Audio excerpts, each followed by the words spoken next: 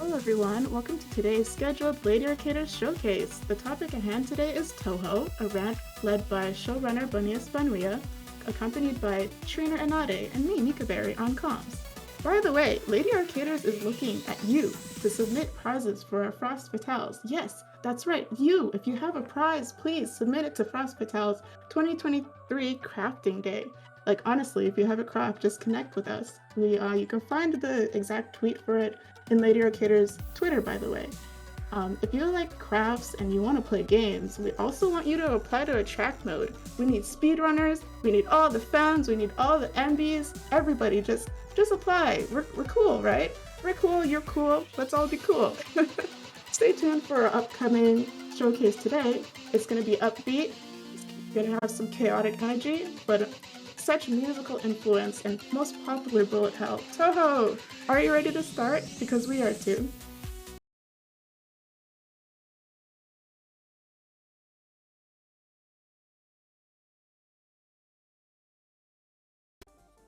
Alright, I'm gonna take the...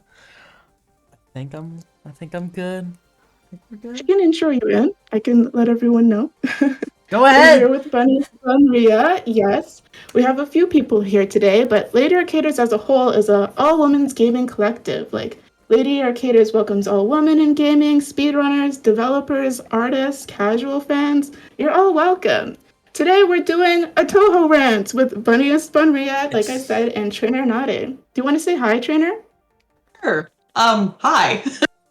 Hello. And Rena, what do you have for us today? Hello, my lovely students. Welcome to Professor Bun's classroom. I'm very excited for our first day together this semester. It's very exciting. I assure you I won't dog you with homework like everyone else. Everyone else's job is to do that. I'll let you relax this week, though. There will be a pop quiz, however, so keep your eyes. Make sure you're taking notes. This is very important information.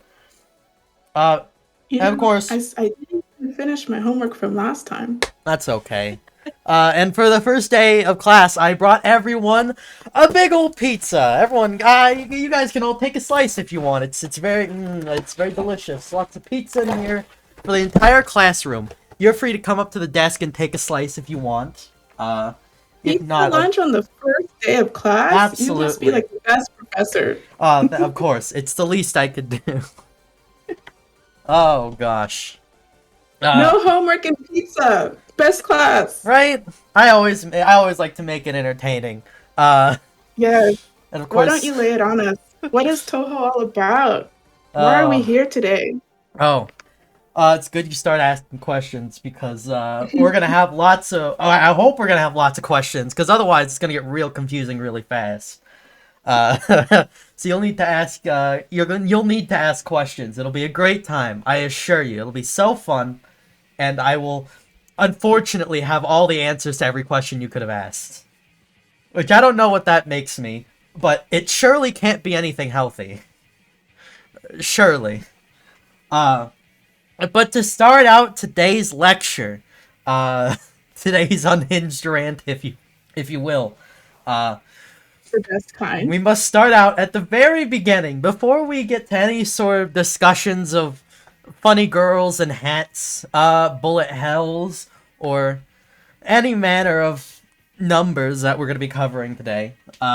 We gotta start with one guy, one complete loser. Just an absolute dork. His name is Zun. And we start with him because he's going to be very important as the years come by.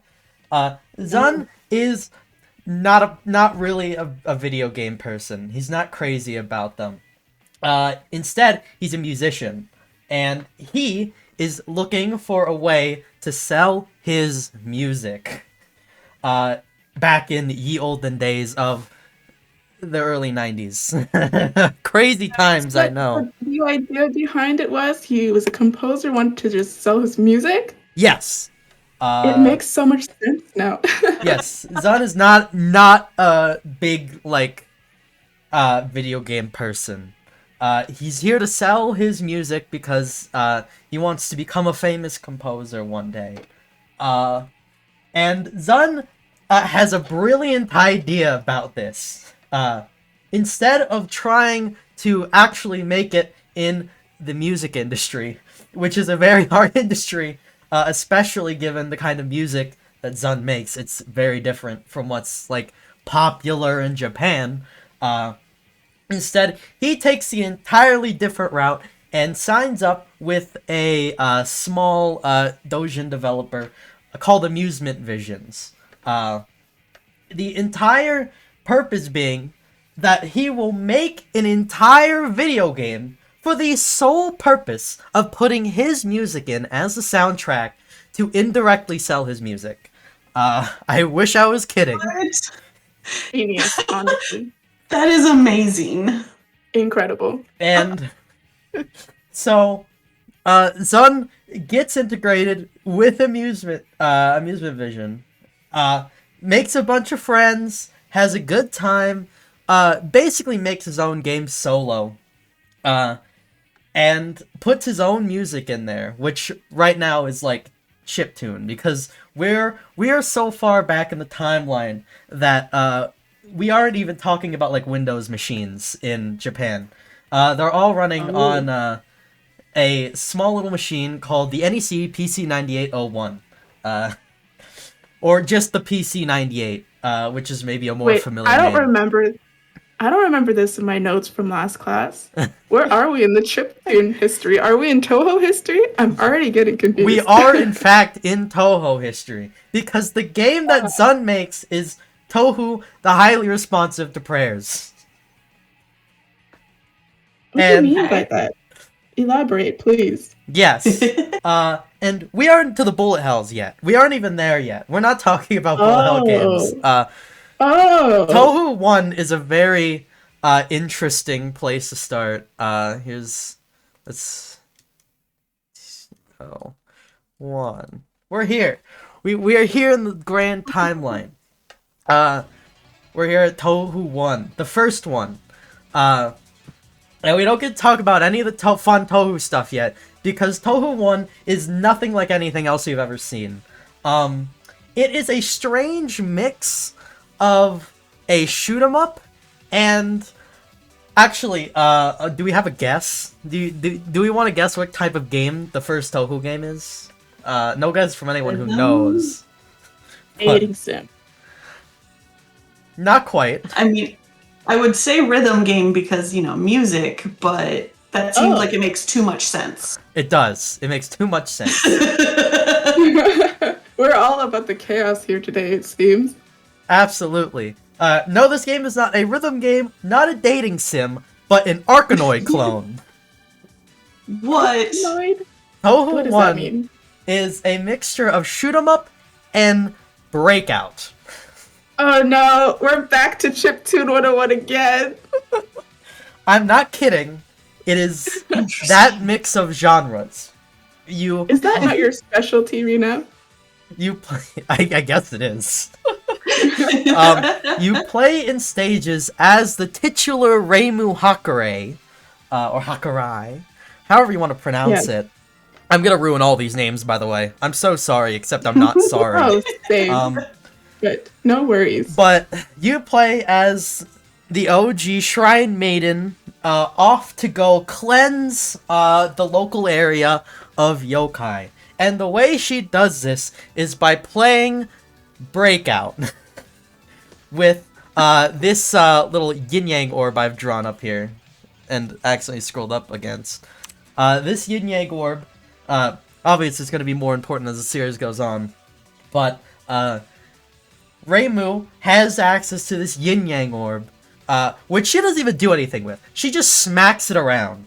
And in the first Touhou game, she plays Breakout with these floating tiles with her yin-yang orb. And I guess that's supposed to translate to exterminating yokai somehow. So, which character are you talking about? Reimu Hakurai. She's a shrine maiden. So of course it is her duty to exterminate yokai. And I would go into more detail, but the details will unfortunately have to come later. Because at this stage, Touhou lore doesn't exist yet. We're not there yet. We This need is a little bit at a time. yeah, yeah. We're still in the like baby stages of Touhou. Reimu is like less of a character and more of like just something that smacks around a ball. And crazily enough, this game does have bosses, and they are not breakout bosses. They are shmup bosses. Wait, what? Yeah. You like deflect bullets with the ball, and you like can like swipe them away with your Gohei. It's got some of the worst controls I've ever seen in my life, but it's there. You're supposed to like legitimately dodge shoot 'em up patterns while you are walking along a 2D plane. It's very strange. Boy. Yeah, there's no vertical movement in this game. Reimu literally plays like a ping pong paddle. It's crazy. It's almost unbelievable if you haven't seen it before, and I would highly recommend checking it out purely so you know I'm not lying to you. Because I am not lying to you. I believe you. That's So, professor with the pizza and the no homework. thank you. And So she's like the first main character, right? yes, she's gonna be the main character of the entire series, actually. Ah, So you're gonna be hearing Nice. a lot about Reimu Hakurai's exploits in what we will come to know as Gensokyo, but we aren't even there yet. oh, but I love the teasers. Keep them coming. Oh yeah. I'm ready for all this knowledge. So in this game, there are like 20 levels, and they're divided into 4 sections, and each section is like a different, like, sort of like part of the surrounding area. You start at the immediate, like, around your shrine, and the first boss is like some sort of shrine guardian. It's implied that Reimu is just like practicing against them, and this is actually a very strangely important moment, because not only is it the first Touhou boss, which is already a thing, but it's also our first and one of our last male characters. You're gonna keep this in your head. And even then, that's kind of lying. The first boss... the first boss Oh my is... goodness. Drink like, water. Take a moment. never. It's Never. okay, you can drink some water. We have too much to go over for water. Okay. Drink after them. The first boss is this sort of spirit who has 2 forms. One of them is female and one of them is male. Both of them are dressed in sort of like shrine, like priest ways. But it's technically our first male character, and will be one of our last. So jot that one down. Keep that one in the notebooks, because we're not going to be seeing many more. Then she goes. I believe you have 2.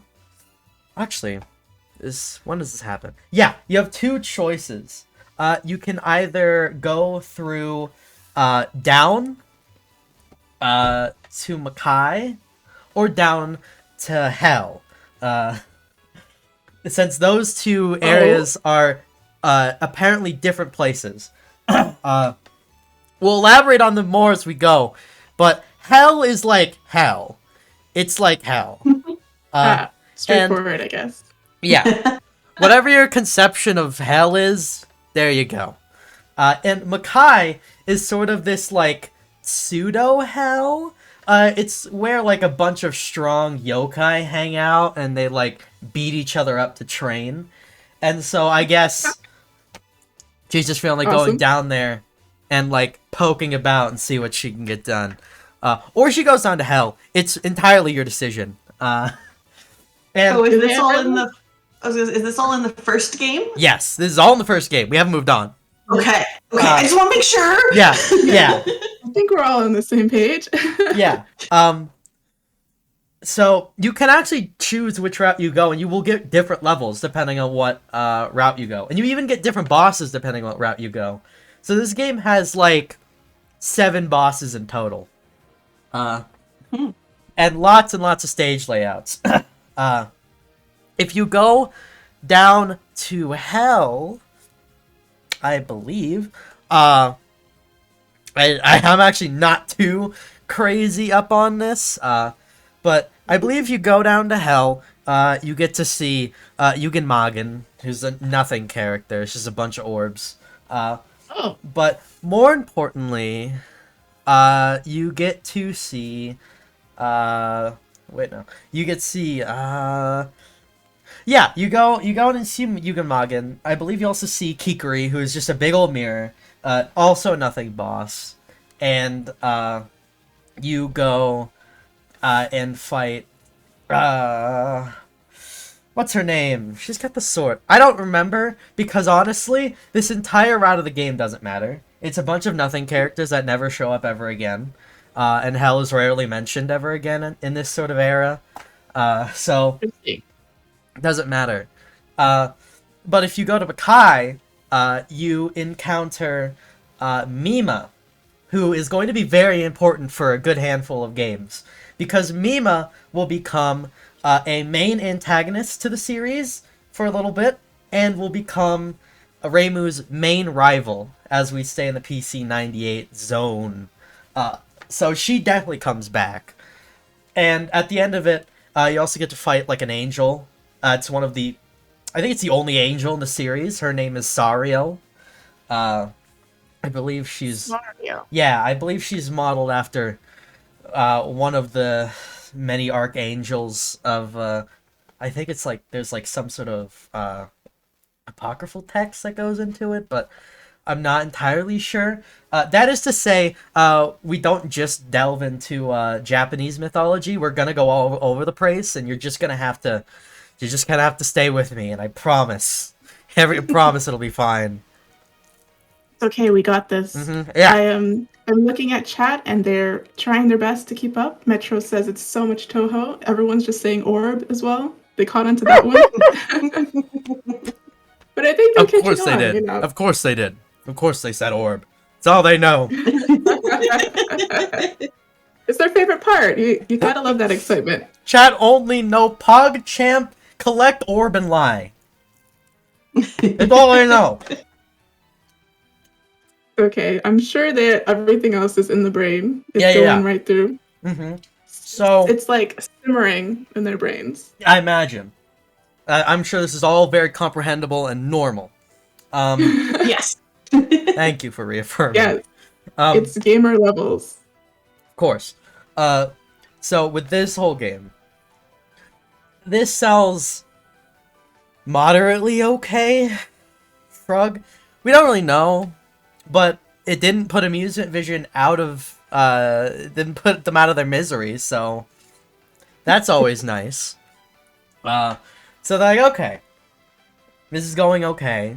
You're doing fine. We suppose you can make another game for us. Of course, done as a static, because this means he gets to make more music. And this is very exciting. Yes. Of course. And this will eventually, finally, at long last, turn into a proper shoot-'em-up. We're finally here. How long have I been talking? Let's see. 15 minutes. Oh, 15. All right. Yeah, it says 15. All right, 15 minutes. And we're finally actually getting to playing a shoot-'em-up game. Crazy, I know. Okay. But Touhou 2 is, of course, a very important marker as well. So I'll just... Let's put it here. And Touhou 2 is going to introduce a lot of things that you're just going to have to get accustomed to because you're going to be seeing them so many times. Yes. For Touhou 2, mechanics. of course, we finally are playing a proper bullet hell game. We're finally there. It's like a shoot 'em up with 6 stages, and there's nothing crazy. It's a fairly simple game because we're still operating on the NEC PC 9801. But we're finally here. You still play as Reimu, of course, but she has a new friend, and his name is Genji. Another male character. Savor it while it lasts. Put that one down in the notebook as well. Wait, more than one? More than one. Wow. I didn't know. Don't get used to it though. Okay. They're gonna really start petering out after this. It's gonna be rough. Oh. But Genji is a turtle. So already not the greatest track record. We have not seen a human yet that is male. But we'll get there eventually. Surely, I'm sure, right? This is Lady Arcaders. We stand for, lots of female characters. Oh, I got great news.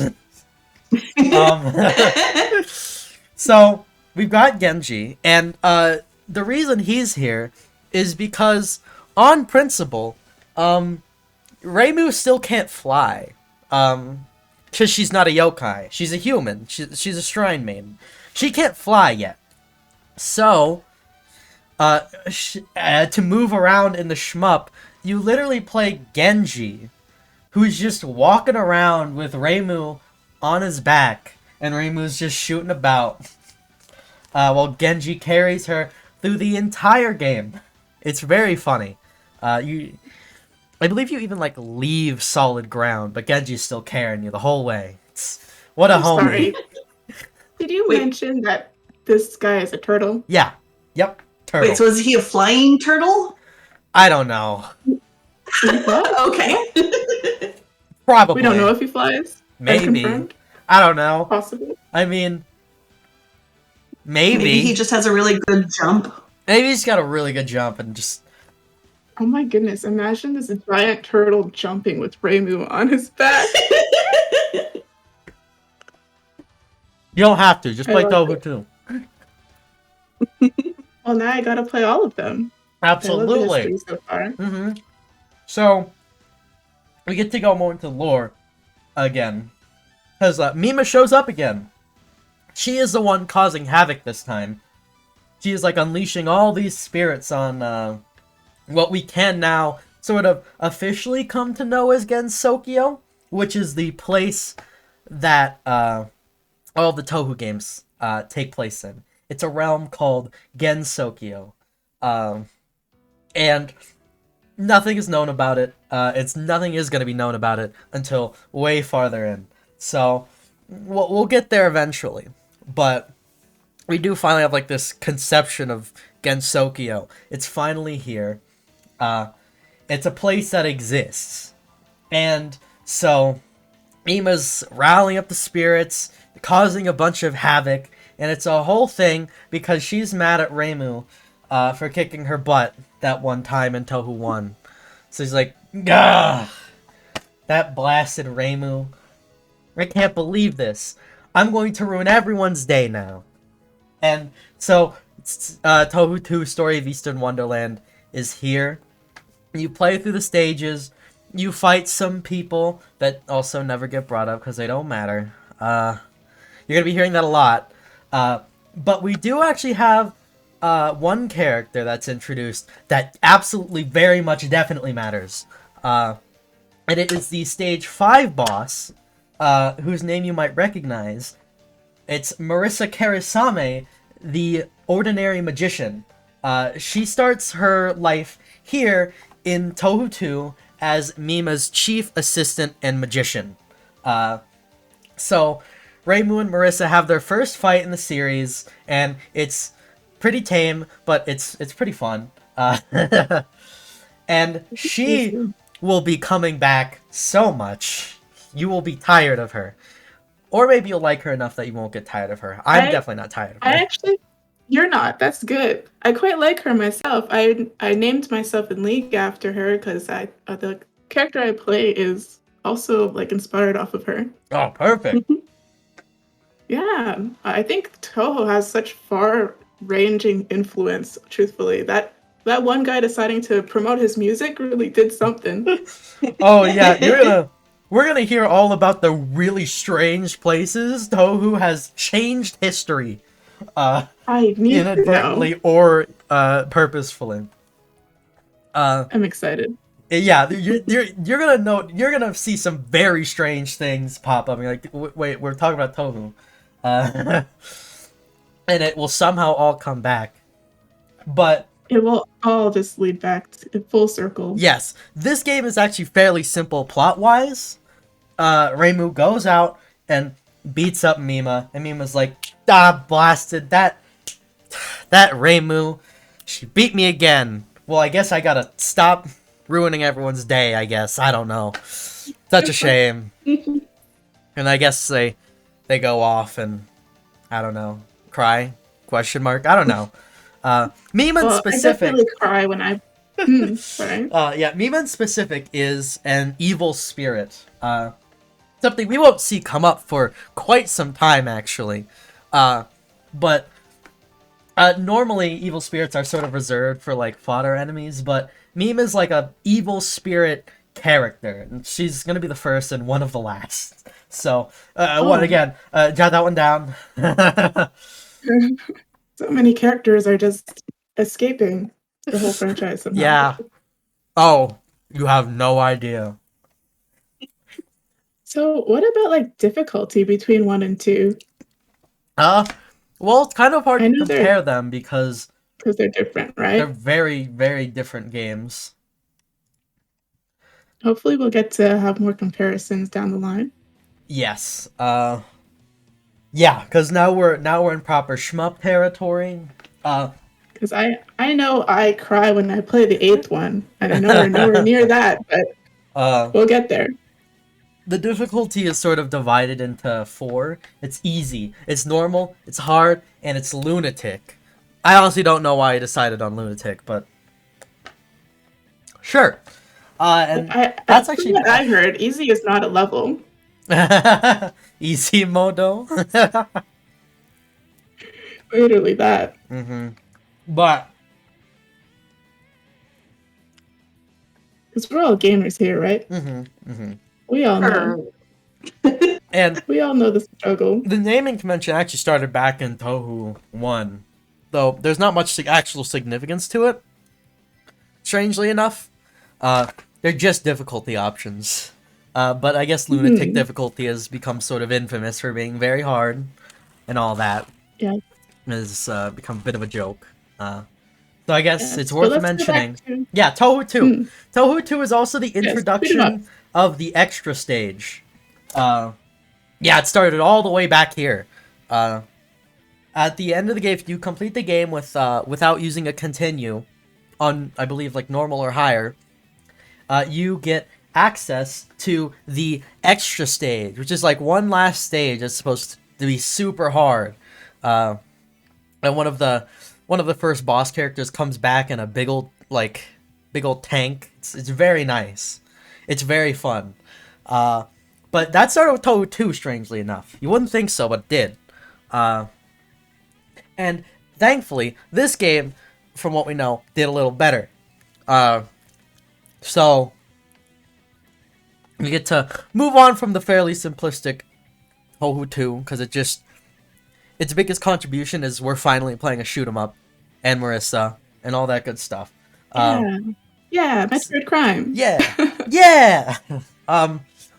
So, we're finally playing shmups. And Amusement Vision's like, alright, we're doing great. Alright, that's good job. We're actually kind of got something on our hands here. If you would please make another game, that would be awesome. And of course, Zun is more than happy to make another game, because this is more music he gets to sell. And no, because he doesn't actually truly care about the games yet, he goes off and makes an entirely different kind of game. We're sorry. We're out of the shmup era now. Sorry. But why?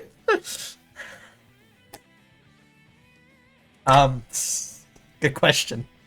The Zun makes instead a shmup battler based on an already existing game.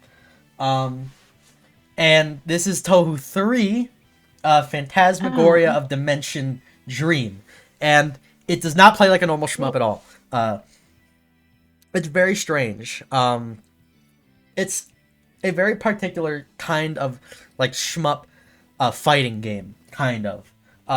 You and your opponent each have your own screen, and you sort of take turns like sending bullets at each other by destroying enemies, and like building up your meter.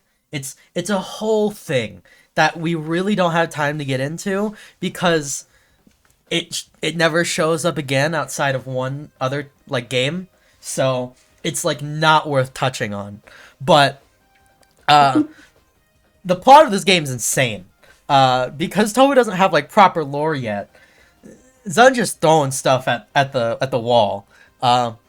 So the plot of this game is that mysteriously a sort of like shrine-like ruin appears out of nowhere, just in the middle of Gensokyo.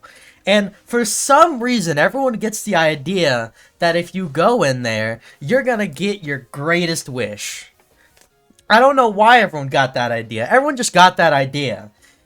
And because everyone sort of collectively got that idea, they all kind of look at each other, and then look back at the shrine, then look at each other, and they start beating each other up because they all really want to get into the shrine. Goodness. They're all super excited to go have their wish granted, so they duke it out to try and see who will be worthy of getting their one wish. This is definitely different. And, of course, Reimu's here, Mima's here, Marissa is here.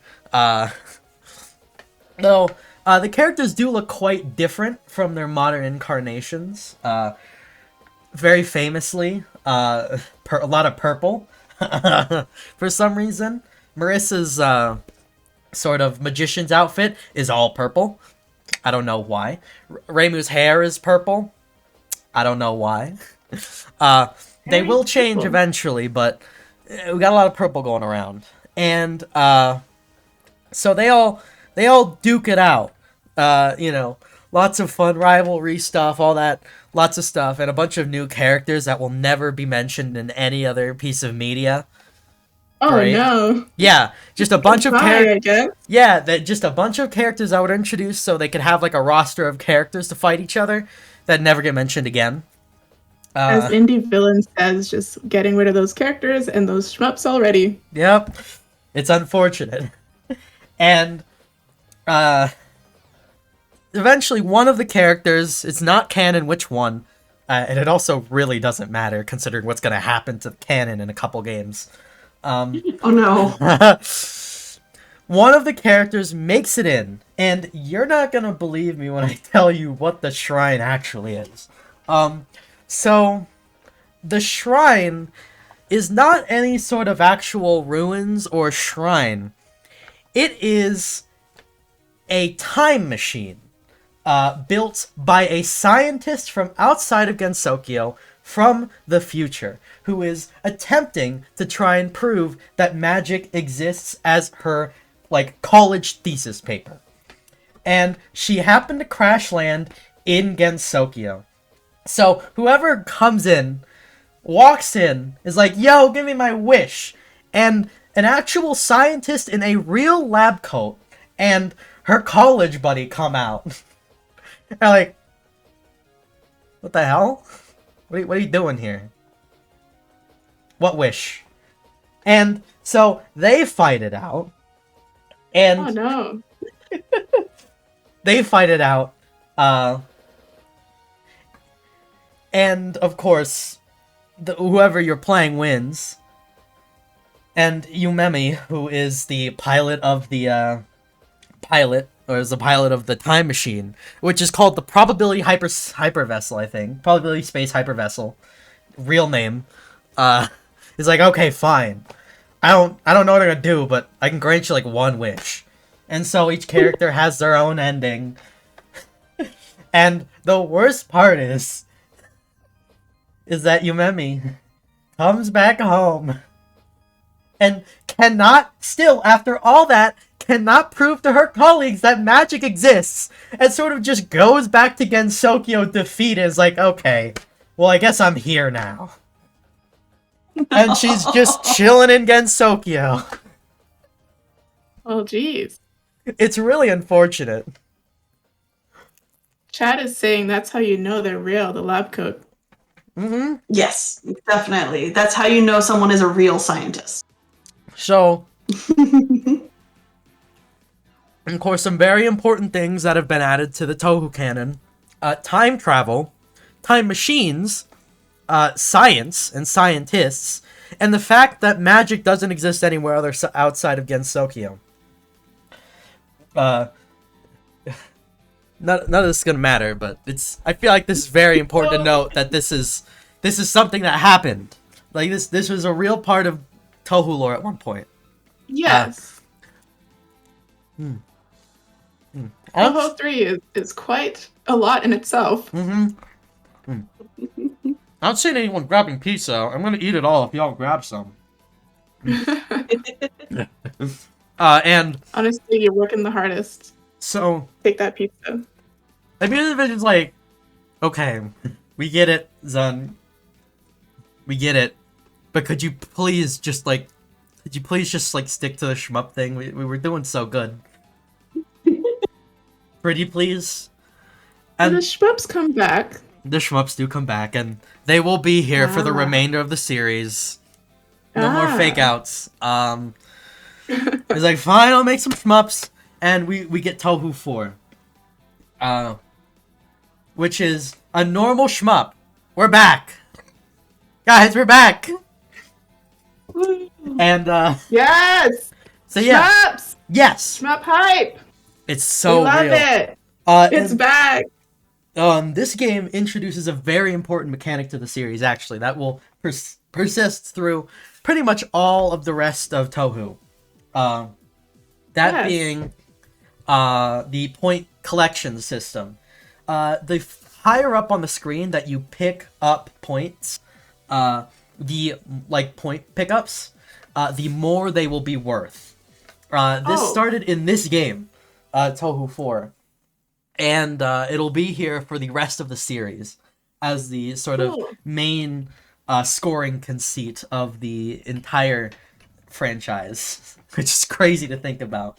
We haven't quite introduced the point of collection yet, but we'll get there. Nice. And so this becomes a thing for the rest of the Touhou. And there is a character here that we do actually get to see again, which is very exciting. We also get to see some sort of preliminary characters. Characters that are very clearly going to survive with, like, different names and faces. To start out, on the first stage even, we have a character named Orange, who is, yes, her name's literally Orange. So, Orange, are we on Touhou 4? We are. Okay, I have to say, Remu's purple hair is so pretty. Like, I want to see someone cosplay that. Oh, yeah, I'm sure there's lots. There's actually a lot of love for the PC98 era. Awesome. Even though what's gonna happen to it will be brutal. Oh no. Not the foreshadowing. So... this Orange character is a sort of melee punchy character who's just kind of here to, like, do a little guarding. She's kind of dressed in green, and all that good stuff. And if you already know where this is going, this will already start sounding familiar. But, we'll get to it soon, I'm sure. And another character that will kind of show up later-ish, in sort of different clothes, is this this maid who lives, I guess not lives, but she works as a servant for another character, and she is there to sort of act as a, like, semi-guard. She is dressed in a maid costume, and she even gets these unique knife bullets that are fun. So, again, if you know where this is going, you're like, slapping you're slapping your face like, oh my gosh, already? They sound extra sharp, those bullets. Oh, yes. And I don't remember if that shows up in 4 or 5. I get those two mixed up, but it doesn't matter because the two games are kind of going to blend together anyways. And they're equally as important. But in Touhou 4, one character that definitely shows up and will somehow survive for the rest of the series is Yuka Kazumi. Which sort of ties into the plot of Lotus Land's story. The deal is, Yuka is an incredibly strong yokai. Probably the strongest yokai we have in the series on record. And so, she's sort of like turns in her sleep, like, lets out,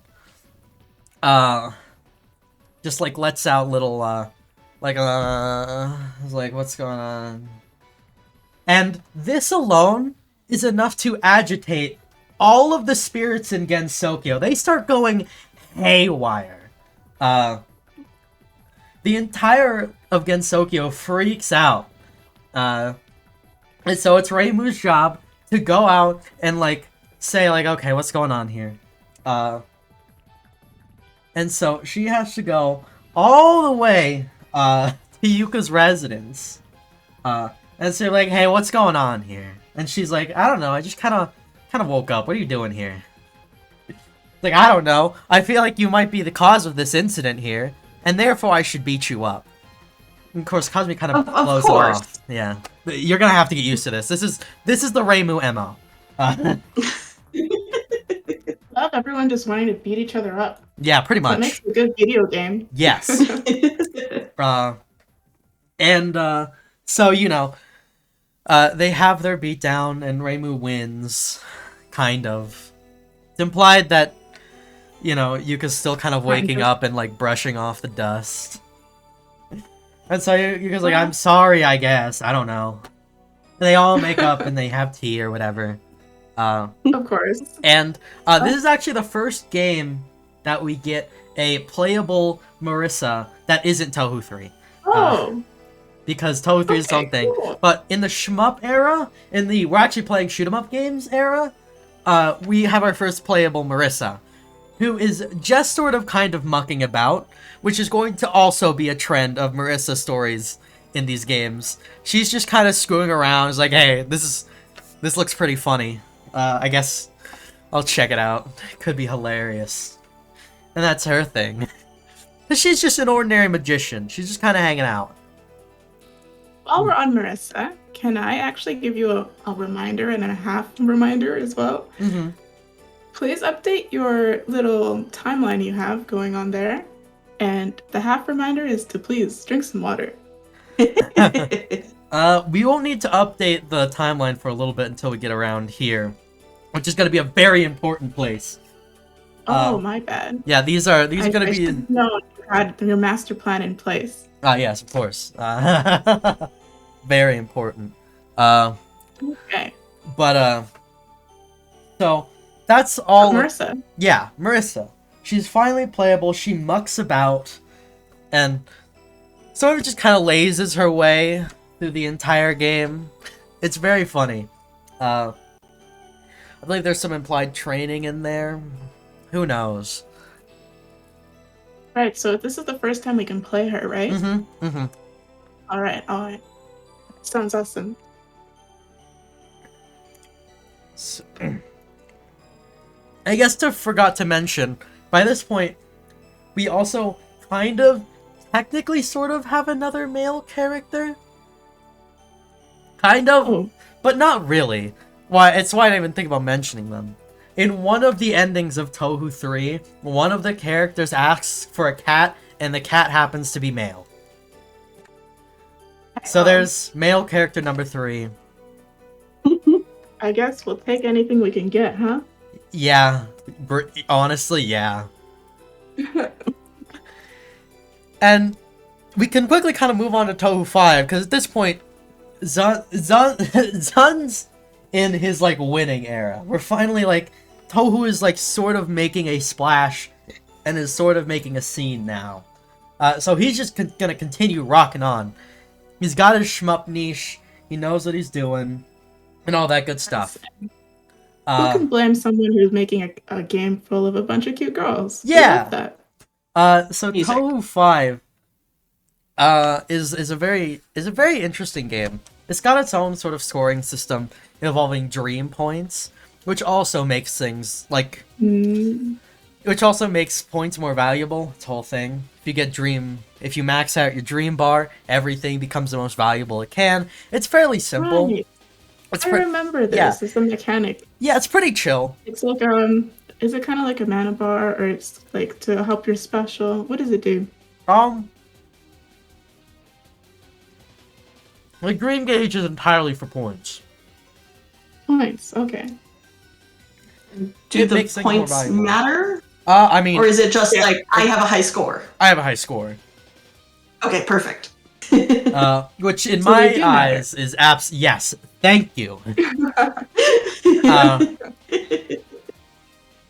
Finally, Bigger numbers, bigger gamer. we actually Definitely, yes. get to see Makai again. Makai is back. We finally get to see another reoccurring location. For Touhou 5, the gist is there is a bunch of weird, like, ghost tourism. It's always ghosts for some reason. There's a bunch of weird ghost tourism in Gensokyo now. So it's up to, Reimu to see where it's coming from. So she can beat up some people. Of course. I mean, definite. Of course. This game actually has 4 playable characters. You can play as, Reimu, Marissa, Mima, or Yuka. All of them are playable. It's actually a nice little, it's a nice little send-off. But we'll get there. What game are they all playable in? Touhou 5. Which one are we on? Mystic 5, okay, Square. Perfect. So, Reimu makes her way, kind of backward follows where all the ghosts are coming from, goes over to Makai, enters the Palace Pandemonium. We'll never see it again. I just thought it was interesting to mention because its name is Pandemonium. Well, now I'm not gonna forget. Yeah, right? I love it, actually. I wish it came back someday, but alas. That and Orb. Yeah. At this point, Reimu has learned how to fly.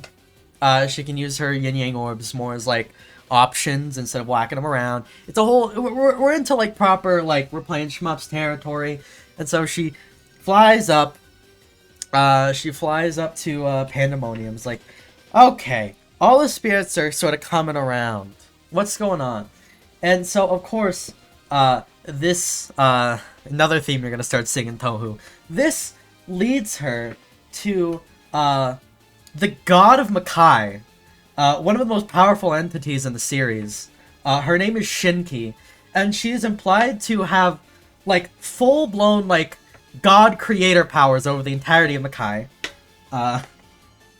So you know, of course, Reimu casually walks up, is like, "Hey, what's going on here?" And before you know, Shinki can get really given a word, she immediately goes and start beating her up. You know, as you do. Just a casual fight against the god of a realm. I don't know. I mean, what would you do? Like, oh hey, you're a god. Let's fist fight. Yeah, square up. Square up. Come on. Can't be that cool. And I guess Shinki did something, and like something bad, and it caused a lot of spirits to want to move out. And so she's like, "All right, I'll round them up for you, I guess." And they have tea, and it's a whole thing.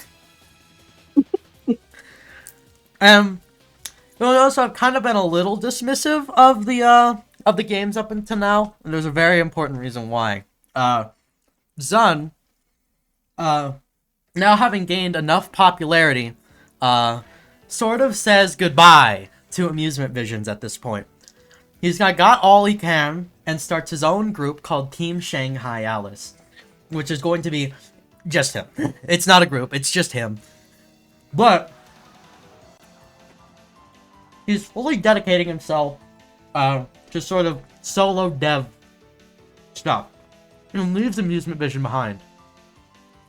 And this is also the point where Zun finally starts just selling his music. No caveats. He just starts selling his music on CDs. So having gained enough popularity, he starts attending Comic-Con alone, and starts selling his music, and starts teasing his next video game. It's all very exciting. And this first music CD is unfortunately going to be the last cry of the PC9801, because at this point, Zun moves on to Windows and proceeds to throw everything in the garbage. Everything you just learned is out the window. You can forget it. You erase all the notes. It all doesn't matter anymore. What? I'm so sorry. I've misled you all. None of this is gonna matter anymore. None of what you just heard. Raymu's still gonna be here. Marissa's still gonna be here. Alice, who is the extra boss of Touhou 5, is gonna show up eventually. Yuka's still kind of gonna be here. Debatable. But everything else is gone. At least we get to keep some of it. And the last throws of the PC98 era are a couple remixes on this on Zun's first CD. And that is literally the last we hear of almost everything from games 1 through 5. It's all gone. Erase it. Oh no. And finally, moving on from the PC98 era, we need to move to Touhou 6, his next big project, which is what this line is. It's a very important line. Touhou 6, which is where things start getting out of hand. Now they get out of hand. Yeah, now they get out of hand. Because this is when Touhou gets popular, and where Zun actually starts caring about the games as their own individual entity, rather than just a vehicle to sell music. Hence the complete reset. Okay. And, of course, this is also a great time to make a complete diversion. So there is this very, very important series of visual novels with a very important creator.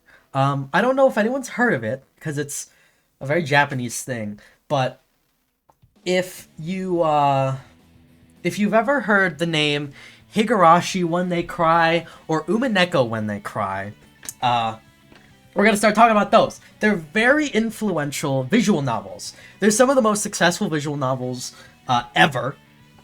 They've each seen their own they each have their own anime adaptations. They were big. They were huge. And they're these sort of murder mystery novels where you just gotta find out, like, it's a big whodunit. And they are really smart novels. Like, if you haven't, like, read them before, I would highly recommend it if you like any sort of murder mystery and have a stomach. Because Higurashi is incredibly dark and really hard to stomach. Hold on. Yeah? Touhou has books?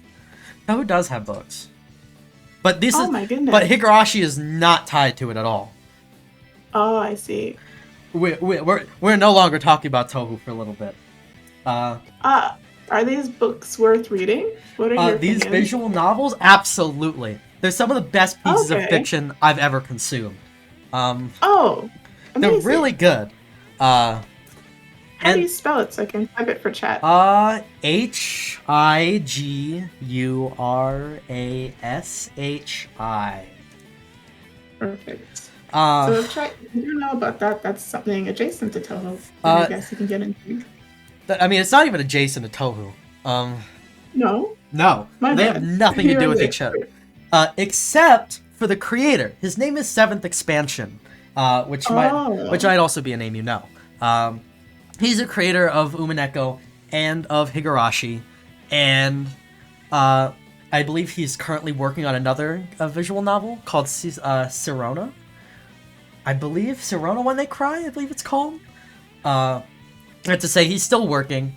The whole COVID-19 pandemic put him back, but he's working on it still, I believe.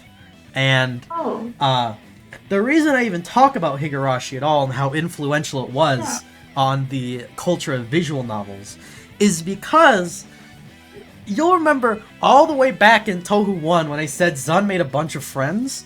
Yeah, one of those people is the person who would eventually become 7th expansion. And I mention this specifically because it is reported that 7th expansion and Zun had a very important talk when he left Amusement Visions. When he left Amusement Visions, since 7th expansion and Zun were such great friends, 7th expansion kind of went up and was like, hey, I see you're leaving Amusement Vision. That's really exciting. I'm so glad you're going out to like do your own thing. I really wish I could too. And reportedly, Zun was the person to convince 7th expansion to also leave and go pursue an individual career, which would eventually lead to some of the most influential visual novels to ever be released in Japan. So he networked his way to making like his own best original works. Yeah, so 7th expansion, of course, goes on to make Higurashi and Umineko and becomes very, very influential and very, very important. And it is all thanks to one very drunk, very strange man who just wanted to sell his music. The dominoes are crazy. So that's a lot, honestly. So you have Touhou to thank for the entirety of the When They Cry series, I guess, somehow, through some miracle. But anyways, we can start talking about Touhou again. Touhou 6, which you're hearing a little, we're hearing a little bit of Touhou 6 music right now, I believe. Not the direct one, but one of the remixes from one of the later games. Touhou 6, I think we can finally start establishing some real world building that will actually matter. So Gensokyo, we're back. Gensokyo is like the area that Touhou takes place in.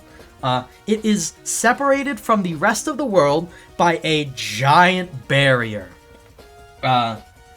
This barrier was conceived of by the sages of Gensokyo, who put up the barrier to establish a sort of yokai state, a place where the mystical and the supernatural can lay low as the world becomes more technologically advanced and sort of stops believing.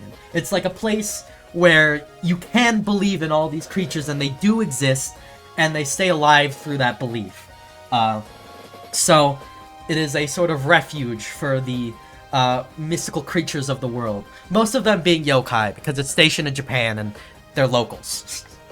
And we have Rimu Hakurai again back in the place of being a shrine maiden, though her purpose is very different now.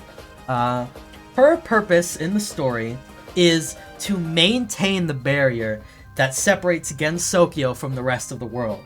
It's her job to basically keep it up, keep it nice, dust the shelves a little bit, all that good stuff. Make sure it's still going strong. And alongside that, her shrine, the Hakurai Shrine, is the only way for a human to enter Gensokyo. So she also acts as a sort of entrance guard into Gensokyo. Humans do sometimes manage to find it as the only entrance to Gensokyo. And Reimu sort of has to go on this spiel every time of hey, so I know you're if you're looking for some place to stay, I got bad news. This place is infested with yokai. If you stay here, you're 76% guaranteed to die. It's a whole thing. Wouldn't recommend it. You might want to go along your merry way. It might be a little rough if you stay around here for too long.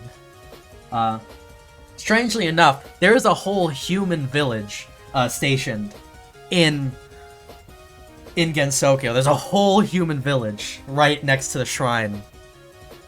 I guess they didn't get the memo. So some people do just decide to stay in Gensokyo. And it's sort of just understood that at any point you're gonna get scooped up and you're just gonna die.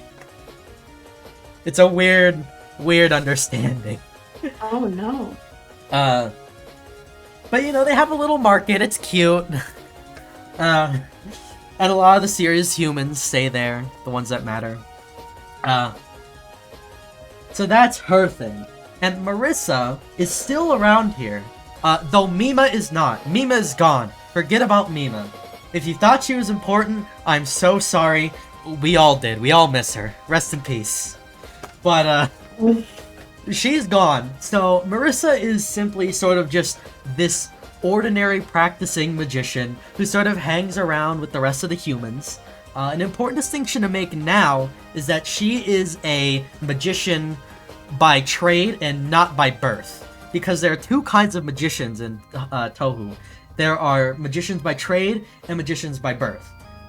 You can either train yourself to be like fluent in like arcane magics, or you can be born a yokai magician who just sort of like, it's sort of the difference between wizards and sorcerers and Dungeons and Dragons. Yeah, I was gonna make that comparison. Where like wizards, you like study hard to like bend the weave. With sorcerers, you're just kind of born with it. And you can do whatever the heck you want, and it's just kind of accepted. Same deal with Touhou. It's the difference between magicians by trade and magicians by birth. And Marissa is a magician by trade. But these are humans, though, who are the magicians. Yes. Okay. Magicians by trade are all humans. Okay. Because otherwise they'd be yokai, and then they'd be a magician by birth. Okay. Yep. So she sort of like engages with a bunch of magic stuff, and specifically the spell card system, which is a system introduced in Touhou 6. It's a gameplay aspect and it's a lore aspect. Basically, it's assumed at some point before the events of any Touhou game, and in some sort of ancient Touhou history in this new timeline, that in order to sort of keep a general peace within Gensokyo, to stop everyone from just outright killing like each other, Reimu and one of the sages of Gensokyo, we'll get into her later, they come together and establish these sort of like Fight Club rules, where for your attacks, you have to use these spell cards, and these spell cards have very outlined rules and definitions. What they are, we don't know. We can only take guesses from the gameplay. But it is implied that there's this very rigid set of rules that all attacks have to abide by. Alongside that, there's a structure for how fights are conducted. There's an attacker and a defender. And if you've played any sort of bullet hell shmup, you already know where this is going. But there's the attacker who comes with all their fancy spells and all their fancy spell cards and just starts throwing stuff. And it's the defender's job to dodge and bring their own spell cards to get them out of like a jam, just in case. And I mean, do I need to really explain how this translates to shoot 'em up gameplay? The spell cards are the funny boss attacks. Yeah, you're always on the defense. It's that sort of thing. It's really obvious, and it's very, very clearly an explanation for the fact that you're playing a shmup. And of course, some other rules we kind of know of is like you can't use any abilities that will make you unbeatable. Your attacks have to be humanly dodgeable. You cannot continue attacks forever. They must have a defined time limit, and that time limit is implied to be somewhere within 2 minutes because of the way the gameplay works in the games. If you do make yourself intangible, then you can only do so for the duration of a spell card. Funnily enough, this rule is in place for Reimu, who in this timeline, not only has the ability to fly and to maintain barriers as her abilities, but she can just kind of float anywhere at all. And when I mean anywhere, I mean literally anywhere. Reimu can float out of reality. She just gone. He's like, whoop! And then you can't see her anymore. She's on a different plane of existence now. Good luck. So, the spell card rules are here to sort of stop that kind of behavior. Because theoretically, she could just float out of reality and win every single battle without even caring. So, it is abilities like that that are put in check by the spell card rules. And as for the rest of the rules, we kind of don't know. They've never been outlined in any official media, so we can only make assumptions based off of the gameplay of the games, which is clearly what it's there for. So the spell cards, were they in the previous games at all? Nope, this is new. This is completely new. They're introduced here. Yep. And these are the ones that give specials, or no? Kind of, yeah, I guess you could say that. You give specials. Okay. Spell cards function as your enemy's attacks, and they also function as your bombs. Oh, okay. Ugh. Someone else in chat asked, I don't know if we got this already, but P-Cole asked, does the magic pass down? Oh, does magic pass down? Well, it's hard to say. I'm gonna say no, because for humans who do actually give birth, they have to learn magic. They don't have a magical bone in their body, which means it's kind of hard for them to pass it down. And for yokai, we don't have any instances of them reproducing, so there's not exactly a way for them to pass it down. Okay. That's a bit of a weird thing. But yeah, the spell card system. It was put into place by Reimu, to sort of like keep the peace a little bit. And with every like spell card battle, it has sort of morphed over time, where the goal has been less to beat your opponent and sort of to be the more beautiful of the two of you, whether it be through dodging, through elegant movement, or through like these elegant, wonderful, hard to dodge patterns. So this game became Pokemon contests? Yeah, basically. The winner is not decided through actual raw power, really. It's more decided through like how elegant you can make your dance, so to speak. Okay. That's cool. It's very interesting, actually. And it sort of grows into this general culture of Gensokyo, where these battles sort of become sort of like a mainstay of the of Gensokyo. And the most anyone gets hurt is like their clothes get a little like roughed up, and that's about it. That's like the worst that happens to anyone. So Touhou 6 introduces a lot, and we're not even done yet. We haven't even gotten to the Touhou 6 specific stuff. We're not even there. But we do get there right now, and you're gonna be even more confused. I'm so sorry.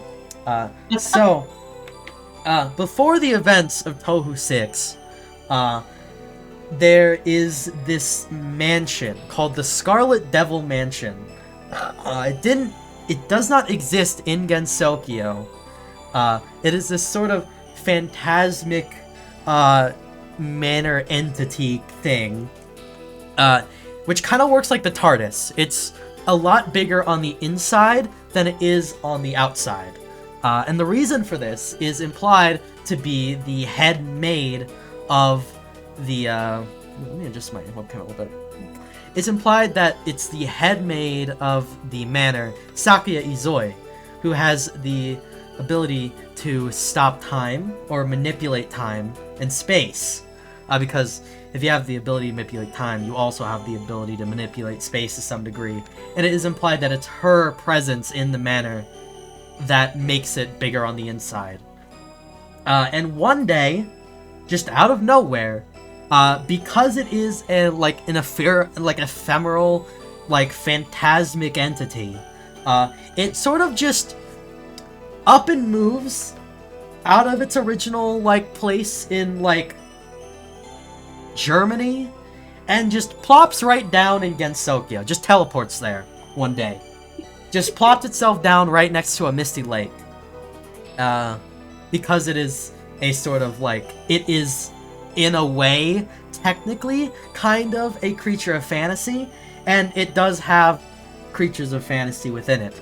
The head of the manor is a vampire named Remilia Scarlet, and she is implied to be the direct descendant of the original Vlad Tepes, the original OG Dracula vampire. I don't know how that works, but that's what's implied. She's about like 500 years old and about 4 feet tall. Don't ask. And she runs the manor with her maids and head maid Sakia, and her gate guard Mei Ling, and her librarian Patchouli. Doesn't this one have a secret? How so? Like a sister? Oh yes. Oh yes, she does. Remilia does in fact have a sister. Her name is Flandre Scarlet. And for unknown reasons, she was locked up in the basement and has been held there for her entire life. She's been locked up in the basement for 495 years, and they won't let her go. Wow. Dear. That's a long secret. That's a very long secret. We don't quite know why it is, though it is implied that it is because she is simply too dangerous. She is way too dangerous to existence, honestly. To be let out of the basement. Because otherwise, it's gonna be a nightmare. Though it is a little problematic because she's also implied to have some sort of like mental issues. So, you know, if you wish to cancel Remilia Scarlet on Twitter, I guess now would be the time. Very problematic figure, I'd say. But think of the art that came from this relationship. Oh yeah, I'm so concerned. Oh, you should be. But to sort of go over the characters of the Scarlet Devil Manor, because they are very important to the rest of the series. They show up a lot and are very big fan favorites. Yes. Remilia, of course, is a vampire, and her ability is to change fate. She has the ability to manipulate fate to whatever the heck she wants. And I guess this is sort of the introduction of characters having specific abilities. Each character has their own ability, sort of. Marissa's she's a magician, and that's pretty cool. Reimu's is the ability to float in the most generic possible sense ever. And also the ability to maintain barriers. Very specific. Oh. She's the one with the wings? Huh? Which one is the one with the wings? What kind of wings? There's a lot of wings, actually, in Gensokyo. You're right, it's not specific at all. The ones that are kind of diamond-shaped, the vampire. That's Flandre. Oh, sorry, I mixed the names already. All good. Oh, don't worry. It's all good. But, you know, Remilia, her ability is to change fate. She can literally make anything happen if she wants to. It just needs to happen in the near future. As you can see, Zun was sort of testing things out and maybe have made a few broken characters while trying to flesh the world out. Would make interesting plot points, though. Flandre Scarlet, and I guess partially the reason that she's been locked up, is that she has the ability to just destroy anything. She could just look at something wrong and it'll just explode. The way it works is that everything has this sort of central eye inside of it, and Flandre has the ability to sort of like just squash that thing and it explodes. But she could do this with literally anything. So maybe it's okay. I don't know if we need to let her out of the basement. Oh. Not that it's really actually doing anything, let's be honest. If she wanted to destroy the basement door, she absolutely could. There are no limits on this ability. She could destroy the earth if she wanted to. Just, like, look down accidentally one day and, oh, there it goes. That's the molten core. Uh-oh. So, you know. Maybe she just wants to protect herself and the world, you know? I mean, that's actually... advice. It's implied that she's sort of too childish to know how to destroy the world. That's the only thing stopping her. That she's just too much of a child to understand what the heck she's actually doing. So, we're safe for now. Of course, Sakia's ability is to manipulate time and, of course, inadvertently, manipulate space. She can stop time, she can speed up time, she can do whatever the heck she wants with time. Which, of course, you know, you can get the jokes out now. Haha, Zawarudo. Whatever. You're not wrong, but we've all heard it before. So, she does not age. She's actually a normal human, but she has just stayed 16 forever. Because she's just decided that she's not going to age. Which, I mean, if you have time controlling powers, I mean, I guess fair enough. Why not? I don't know. I don't think 16 would be the age I would choose, though. Me either, but that's up to Saki. That's not up to me. I'm not the one who can stop time, so... Fair. This is true. Metroid is that a JoJo reference? You know. Yes, it is, actually. You know, I have to say it. Funnily enough, there are a lot of JoJo references within Touhou. Zun is famous. Genuinely? Yeah. That's great. Zun is very famously a big fan of JoJo's Bizarre Adventure. Not only is he an alcoholic. Oh yes, absolutely. Yeah. In fact, in this very game, you actually get a JoJo quote. At the end of Marissa's storyline, when Marissa's like talking to Ramilia at the top of the big tower of the manor, she's like, "How long have you been like keeping this up?" And of course, Ramilia, being very smug, says, "How many breads have you eaten in your life?" Very very funny. So. Yes, definitely a JoJo fan. 100%. Will not stop at anything to reference it. Don't worry not. There's gonna be even more. One of the characters one of the characters just has a stand. So, don't worry, we'll get there. It's a few games out. Patchouli, funnily enough, is actually... her ability is that she's a magician by birth.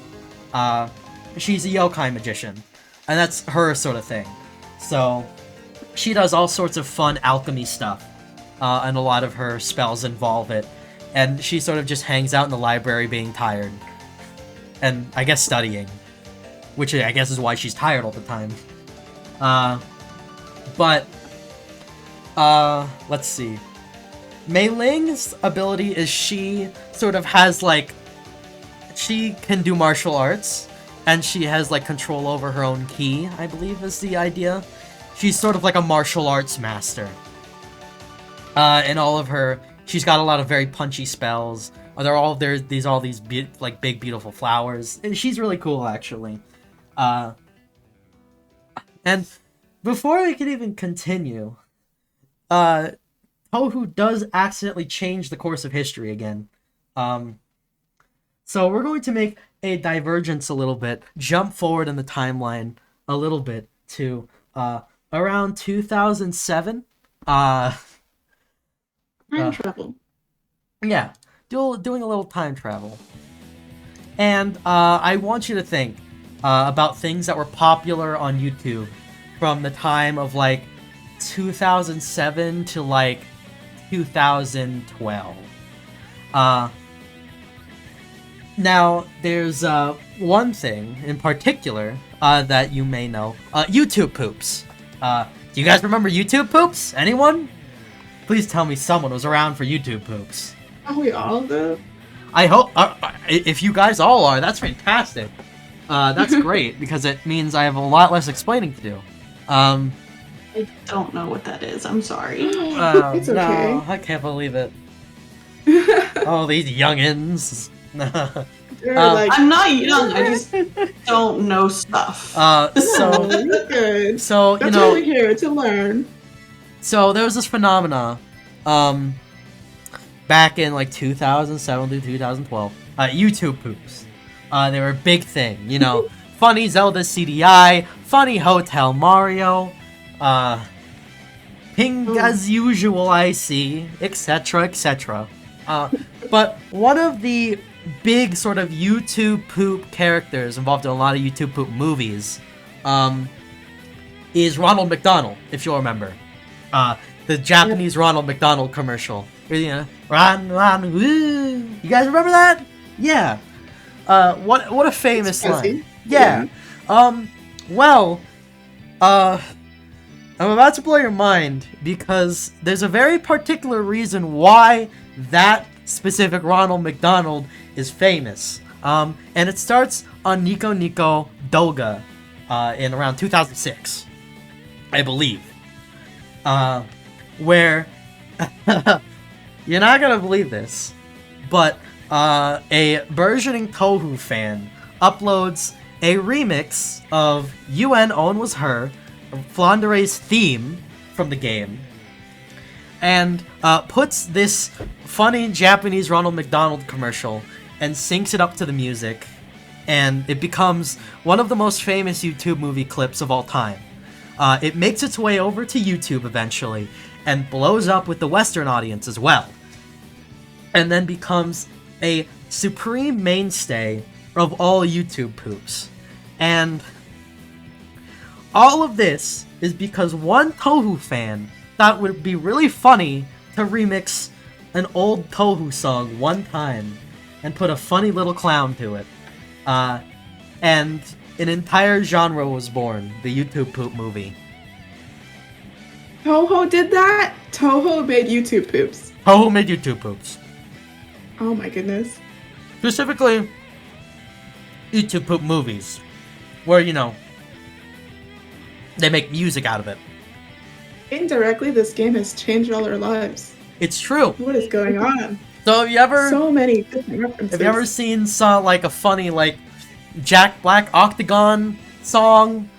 There's this the Octagon of Destiny, I think, released like semi-recently-ish, not really, kind of. That's a really famous one. If you've seen any videos like that, you have Touhou to thank for popularizing the idea, and I'm so sorry to burden you with this knowledge. And it all comes from Touhou 6. Don't be sorry at all.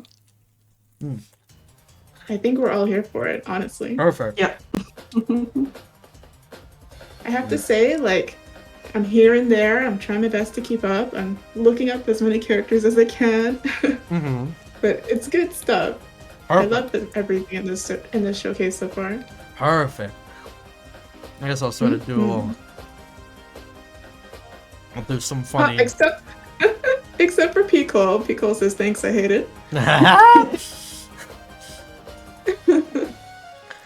How do Flan's wings look? There we go, something like that. Who's They got the. Oh right, the one I asked about. But you're talking about Saki. She has the raven wings, right? Yeah, this is the we're gonna doodle Flounder as we talk a little bit more about Touhou 6. But Touhou 6 is ends up being sort of the most influential game in the series. For starting the Windows era, which is the prominent era we're in. Broadly, the Windows era. Because Touhou 6 releases on Windows. Windows XP. We're that far back still. We're in 2000s, I believe. I believe The game released in 2001, so when I was born. Which is a little surreal to think that me and Touhou share similar birthdays, but you know, that's how it be sometimes. And the plot of Touhou 6, since we're finally there, we have sort of all the basis set up. The plot is, Romelia Scarlet, is getting kind of bored. Because she's a vampire, she can't go out at day. Or she can't really go out ever. She has a lot of trouble in Gensokyo, being a vampire and all. There's a lot of streams that she can't walk over. She literally lives next to a lake. And she's having a hard time kind of like staying cooped up. And it's like, I don't want to walk at night. This sucks. And so, naturally, as the response to that, she covers the entirety of Gensokyo in a red mist, causing an eternal darkness, so she can go out on a fun little walk. And, of course, this makes everyone go haywire, because, hey, why is the entire sky covered in a red mist? Why can't I see much? And, gee golly, it's getting a little smoggy in here. So it's up to Reimu in the game to go check out the Scarlet Devil Manor, see what's up, see what's going on. And, of course, they go through all the characters that we mentioned. And we actually have one more character to mention that becomes incredibly important. She is a fairy known as Cirno, or Cyrano, or Cherno. I don't know. C-I-R-N-O? I don't know what you want me to do with that. But this fairy is very important because she is a huge favorite of the community. For reasons we will get to later, because it happens a little later than Touhou 6. But she is this sort of Klutzo fairy who hangs around the Mist Lake, and she's got funny ice powers. I guess I can give my Romelia a little dress, I guess. I don't know. Boink boink. That's a cute little smile for Romelia. Yeah, not Romelia. Quandary. Now I'm doing it. What the heck? I confused you now. But That's funny. you know, she kind of ends up as a nothing character in this game. She's just kind of there because Reimu happens to like go across the Misty Lake to get to the Scarlet Devil Manor, and Sam's like, "Hey, I can beat you up." And was like, "No, you can't." And no, she can't. So this nothing character ended up being really strong, and it never comes back? Oh no, she's one of the most famous characters in the series and will be coming back multiple times. Oh, okay. Which one were you saying doesn't come back?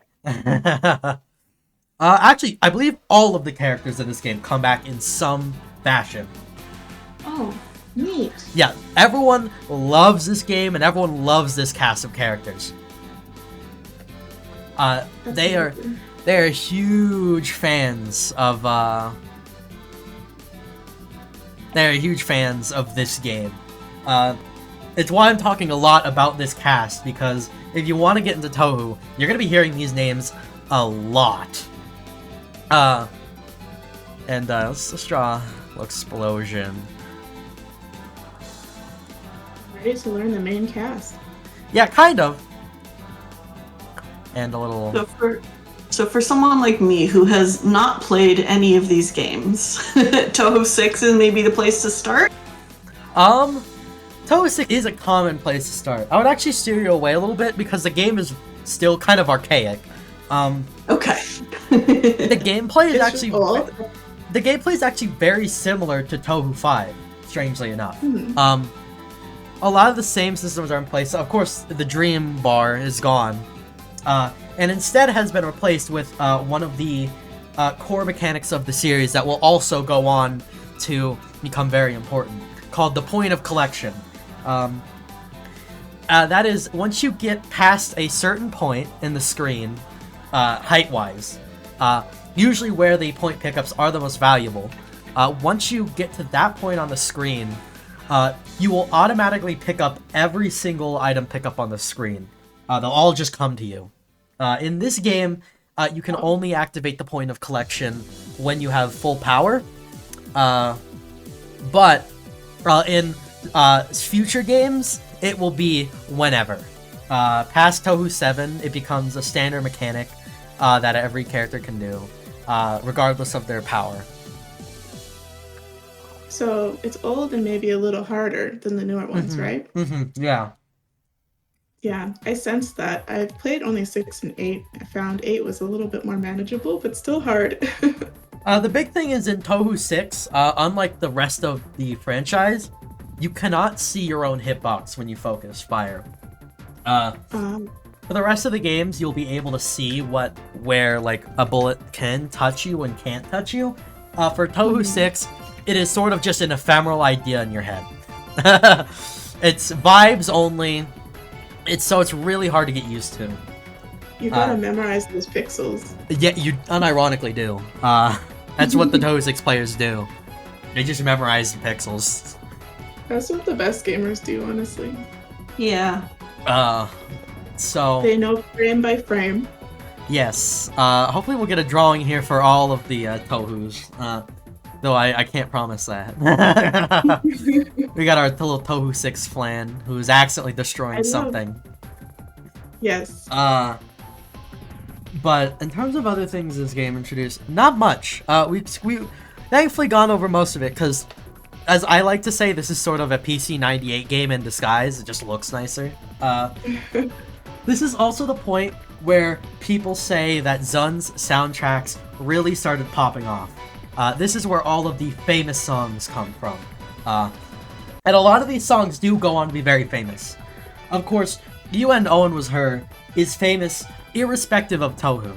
It's a very famous song because, well, it's one of the foundations of YouTube poop movies. So obviously it's got a lot of notoriety from that. So it's a very famous song.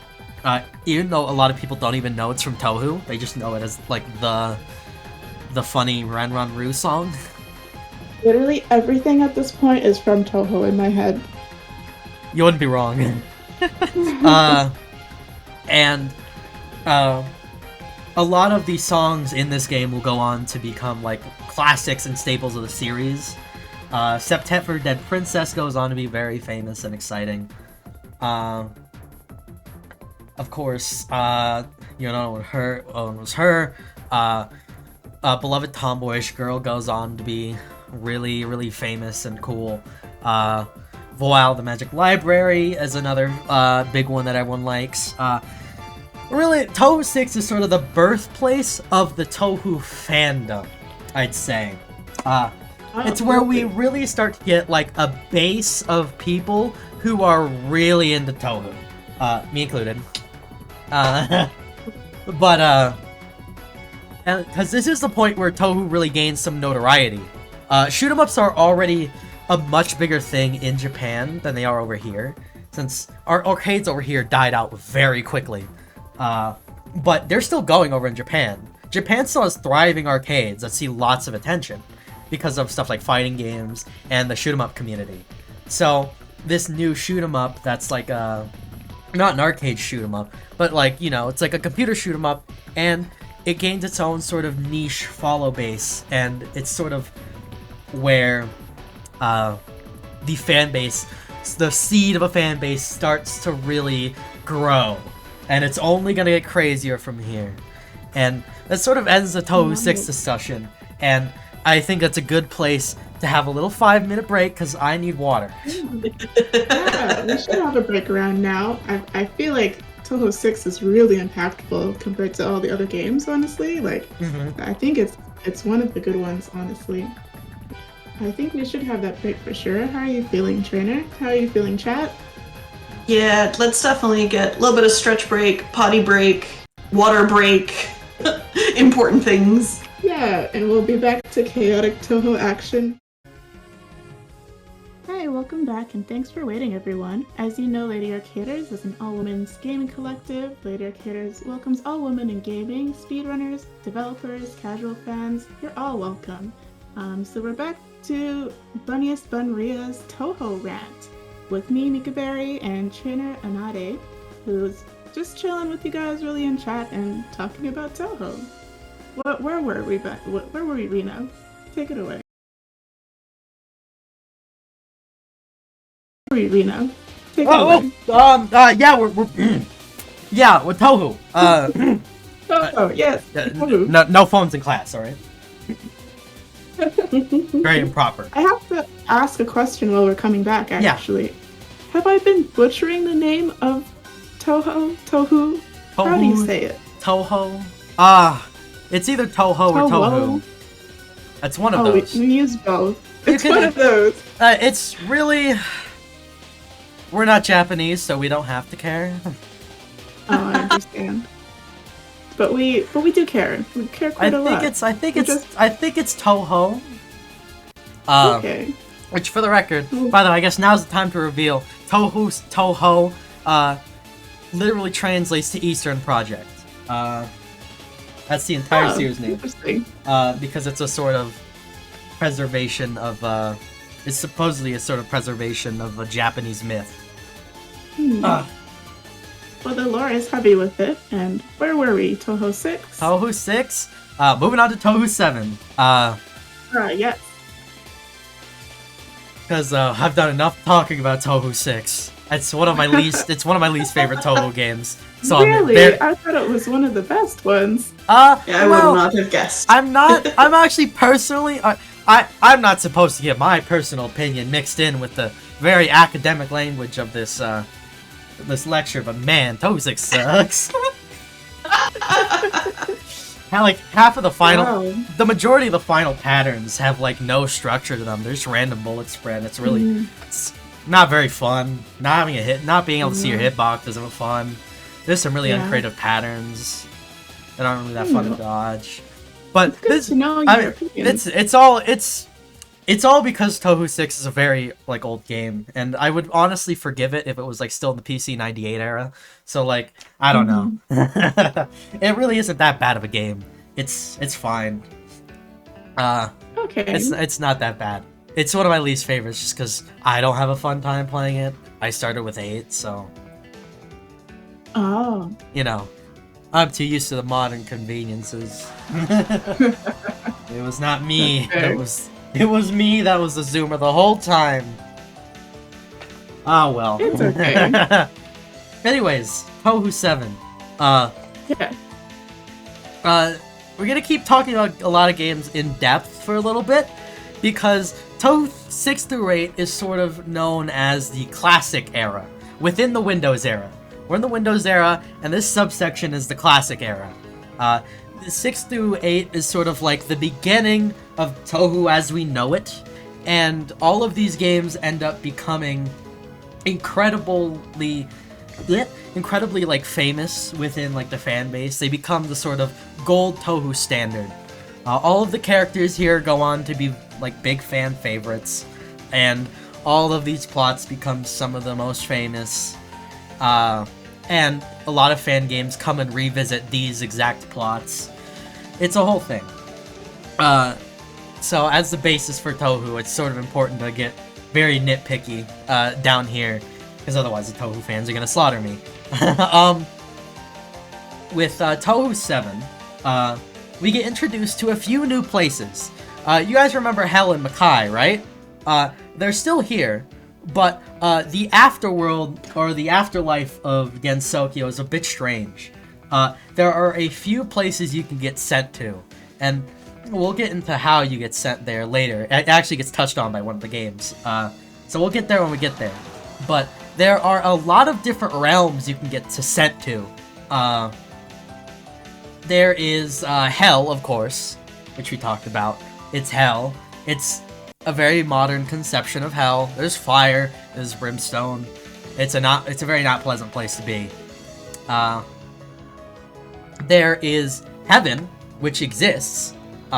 It'll be elaborated in a game that we won't actually quite discuss that much. But yes, heaven exists, and you can be sent there if you've been a good little boy. And in between those two, there is the Netherworld, which acts as a sort of limbo for spirits who haven't been really outstanding or very faithful, but they haven't really been bad boys either. They've just kind of been floating through life. Really, that is all to say, Netherworld is for people who are very mid, you know? They give off mid energy. They haven't done anything, but, like, they haven't done anything. The medium place. Yeah. And you gotta just get to hang out there as a spirit if, like, you didn't really do anything. You're just kind of like an average guy. Nice. Just chilling. And branching off of the Netherworld is a realm called Hagokyukuro, I believe. Hagokyukuro. Something like that. It's a very long name. Basically, this specific place it's like a big old garden. It's like the best place in the Netherworld, basically. It's like a nice place to hang out. It's a nice, like, blossom garden. You get the cherry blossoms in spring. It's a nice place to be in general. And this place is governed by two characters. The first is Yuyuko, who is an evil spirit, just like Mima. So, you know, jot that one down. We won't be seeing them again for a while. But she is also a sort of, like, evil spirit of some sort. Definitely a ghost. There's a little differentiation between those two things. It's not quite evil spirit, but it's the closest we're gonna get for quite some time. So she has some burdens from her life, and she has been sticking around as a ghost, because, you know, she's unhappy, or she cannot rest, of course. And we also have Yomu, who is half ghost, half human. She was split apart at some point, and now she has her human half, which is a human. And, you know, she's a cool swordsman. She slices down things with a katana. She's very cool. And then you have her ghost side, whose name is Mion, who just kind of floats by her, just hangs out, just chills. And they kind of hang out together. I don't know if it's fully implied that Mion has, like, a full personality, but just kind of a spirit hanging there. Eternally attached to Yomu because they're technically the same person. And they look over Hagokyukuro. Yomu sort of acts as the headmistress of the place there, and Yomu acts as the gardener, essentially, and sort of the gatekeeper. She keeps people out if they're not worthy, and all that good stuff. They're great. Fun fact about Yomu, she has won the Touhou popularity contest 2 years in a row, apparently. So, it was like last year and the year before that. We haven't had one for this year yet, because it's the beginning of the year. But Yomu's apparently a big favorite. I don't know. A lot of people like Yomu. And she's won the popularity poll 2 years in a row, which is big for Yomu, because it hasn't happened until this point. So, who knows?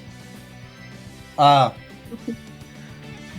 Who's your favorite character? Who's my favorite character? It's this cute little rabbit up here with the gun. Her name is Resin. We'll get there pretty soon, actually. Oh, I'm excited. You got... the gun is almost literal. We'll get there. But, basically, so, some other important characters that get introduced. We have the Yukari family, who are all introduced in this game. And they are incredibly, incredibly important to the lore, because Yukari is the only confirmed sage that we've seen. She is one of the sages of Gensokyo. And in fact, she is the most important sage of Gensokyo, because Yukari is the yokai that put up the barrier between Gensokyo and the rest of the world. So Yukari is essentially the creator, god-ish, of Gensokyo. While Reimu does maintain the barrier, Yukari's the one who put it up in the first place, and it is her magic that fuels the barrier and keeps it going.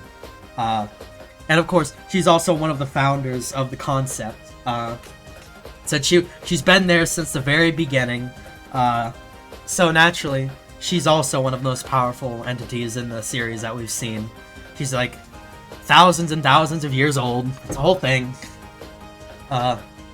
And she, in her employ, is a Shikigami, which are sort of like a magician's familiars, except for like yokai.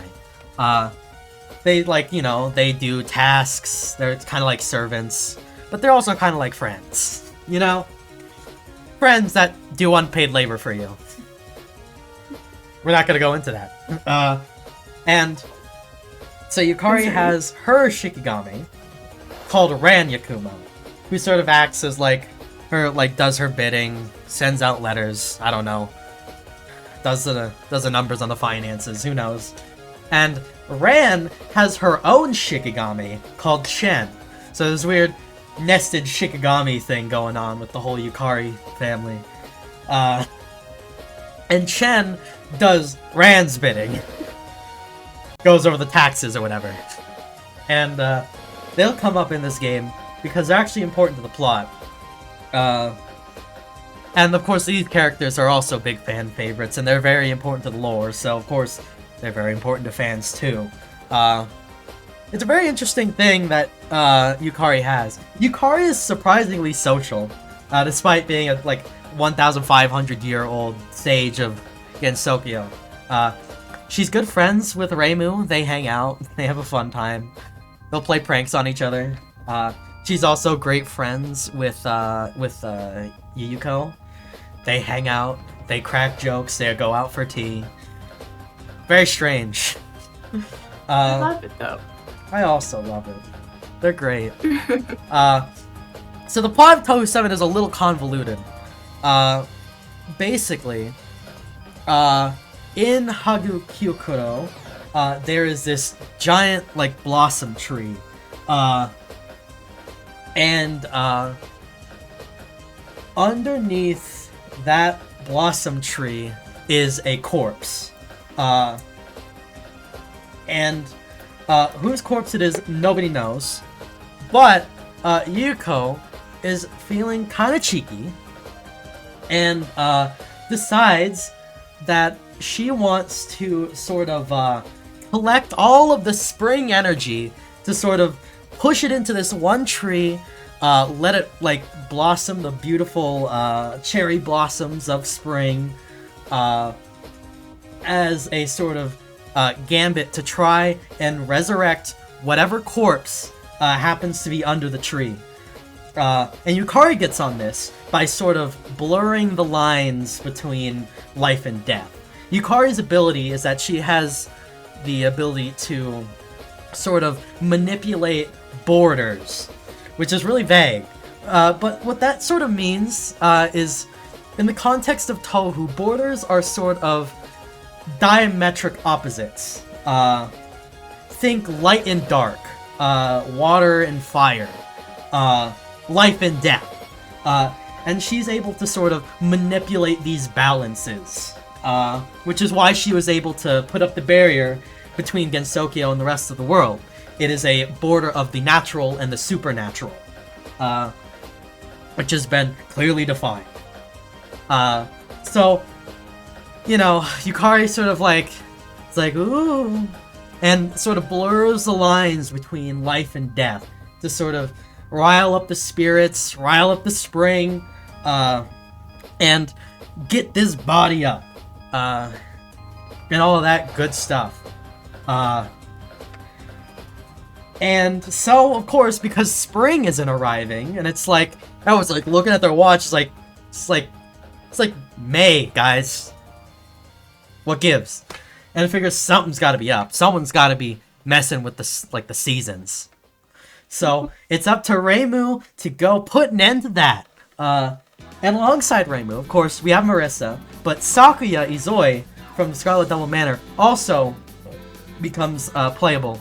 And it's going to start a trend where the third character of the Touhou game, or the fourth character, it really depends on what game, but usually it's the third character, is sort of like a pull-in from like a previous game, though it's usually Sakuya or a bunch of other characters. There's a handful of characters that sort of are important, and only by virtue of they're playable in Touhou games.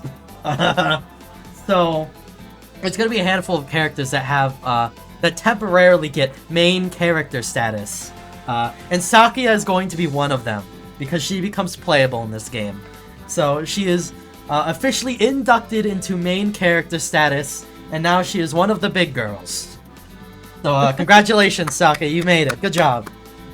You can really play like yokai? Yeah, Yeah. yeah. Yep. There's a few playable yokai. Yep, 100%. That's awesome. So you all go off to see what's going on with Spring. Where'd it go? I actually do get to see Cyrano in this game again as the first mini boss. Don't know why. She's just kind of there. But of course, the trek up to Hagagyukuro is a bit weird because you kind of have to go to the Netherworld. But there is actually, strangely enough, an entrance to the Netherworld that connects up to Gensokyo. And it is at the very top of Yokai Mountain. Which is this kind of big, huge mountain. It's the tallest part of Gensokyo. It's just like nothing but like a harbor for like all the craziest yokai that the series has to offer. But at the top of that mountain, there is apparently an entrance to the Netherworld. Also, I feel like we've been looping around for some time. Very strange. I put on the shuffle, having a hard time. I don't know. Let's get something new. Let's reshuffle. Hi, Mamizo. We'll get talking about Mamizo later. I promise.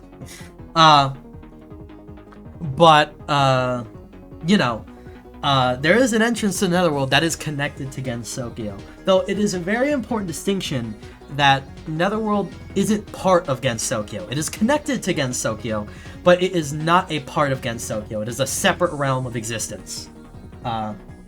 So definitely don't get that mixed up. Otherwise, there are some people that will get very angry at you. Yeah, of course. So they go up through the Netherrealm. They beat up a bunch of people on the way there. They beat up Yomu, who's like, "Hey, you can't be here. You're not dead yet. Yomu. You're not dead yet. You gotta die first. What are you doing here? We're busy with stuff up here. Could you calm down? I'm not angry. You're angry." And no one wins against Reimu, so losing cause. Right. But and they go up to see what's going on. They figure out the plot. It's like, oh my gosh. But the plot actually does kind of go through. Because the body is eventually resurrected, and plot twist, it's Yuyuko's body. She accidentally resurrected herself. She had killed herself quite a few years ago under that tree, and accidentally revived herself. She was Inuyasha the whole time. It's true. And that is the reason why she's a spirit, because she did take her own life. So she still had some lingering regrets. It's unfortunate. So we're like, oh no! And so they very quickly re-kill her, because that's not good. That can't be good. Like, no, we aren't doing this. And of course, we're like, okay, well, that was a whole thing. We're sorry about all that. And Yuko's like, yeah, I'm also sorry, but I had no idea. I'm good. Want to have some tea? Yeah, let's have some tea. They all have tea together. Oh my goodness. Tea again. At least they are able to put it all aside and have tea at the end of the day. Always. It's a staple. And then, of course, Yuka's like, yeah, this whole thing with Yukari, and like, Yukari? And they'll go off and like, alright, Yukari, what'd you do this time?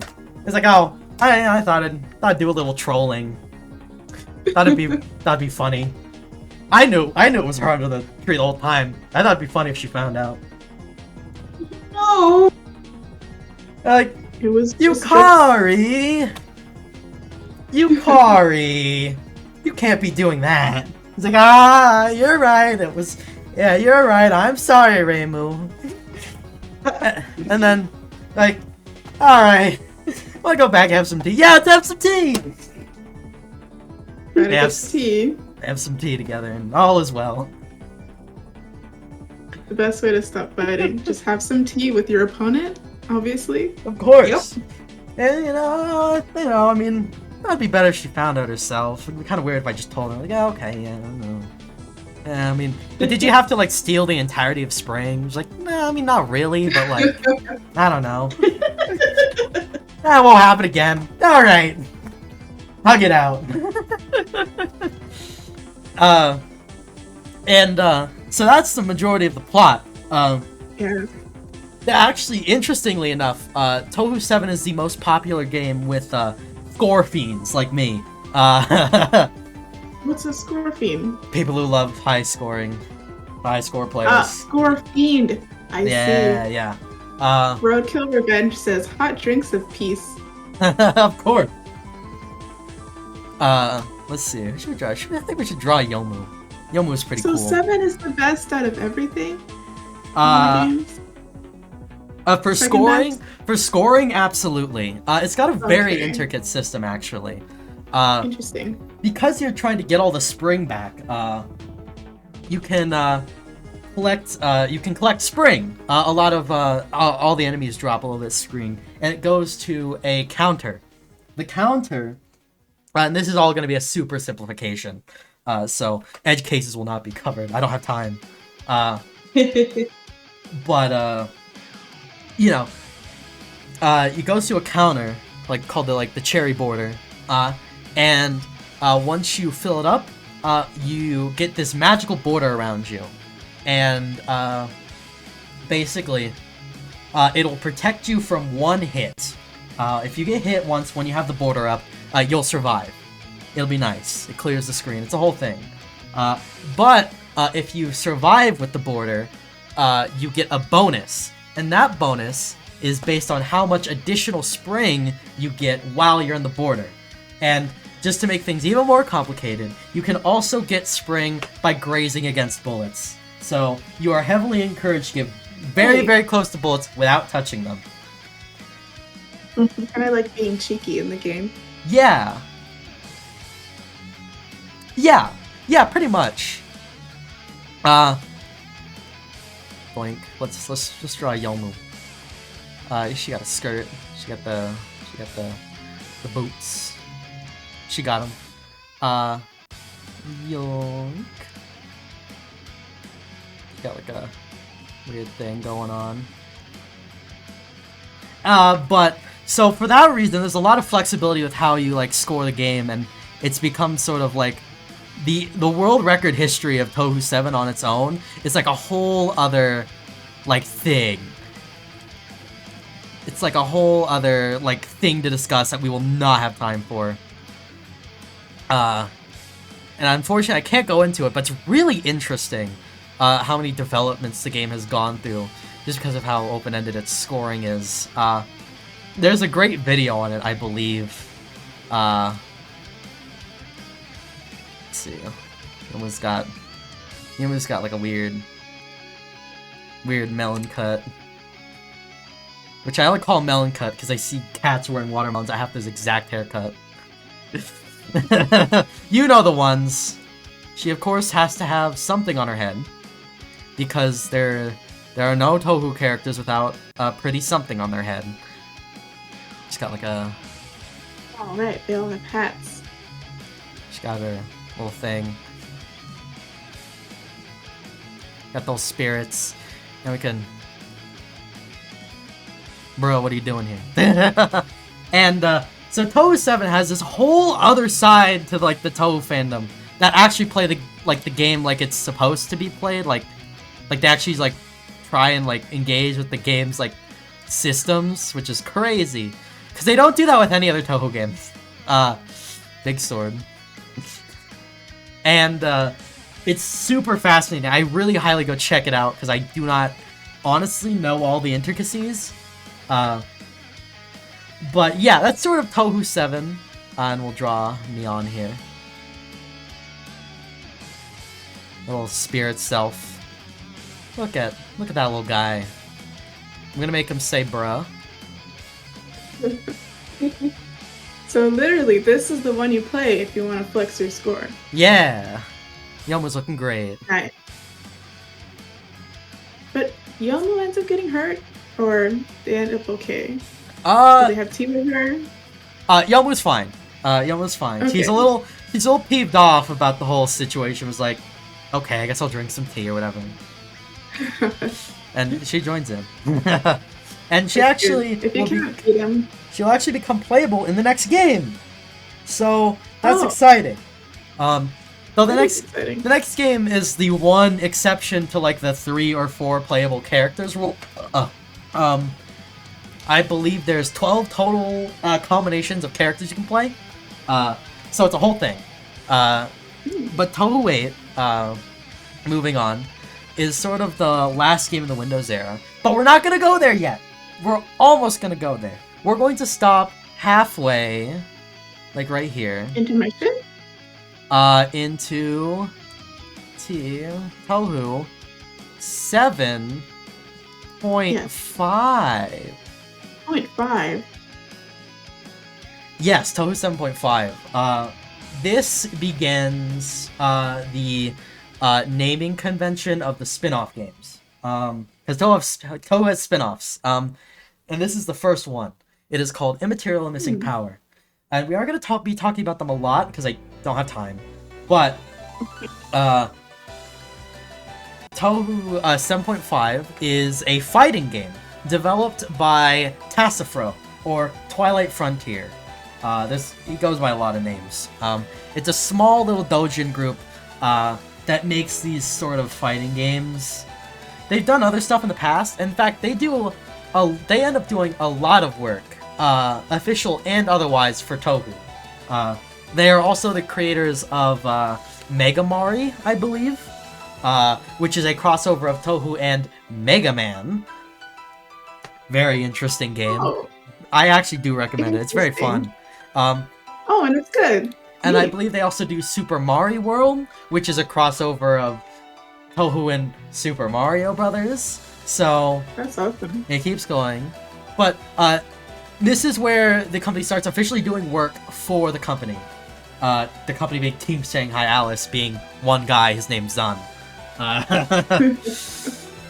And they make the first official spin-off, Touhou 7.5, Immaterial Missing Power, which features the characters from Touhou 6 and Touhou 7 beating each other up. And not like spell card beating each other up. I mean literally smacking each other in the face. This is a proper fighting game. It's a little weird, it's a little sketchy, and it is very clearly the first Touhou fighting game, and you can feel it. But it's an important thing to mark, because we're going to be getting a lot of spin-offs. We're going to be marking off a lot of spin-offs, because they introduce some very interesting gameplay sometimes. This one being a proper fighting game. And this game will eventually go on to be one of the most popular anime fighting games in the history of anime fighting games.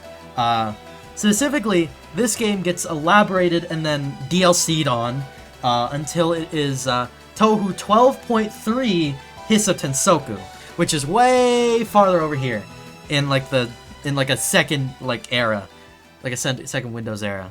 We'll get there eventually. But Touhou 12.3 ends up being one of the most popular anime fighting games ever. I'm excited for it. Touhou fighting games, by the way. Yes, all the way.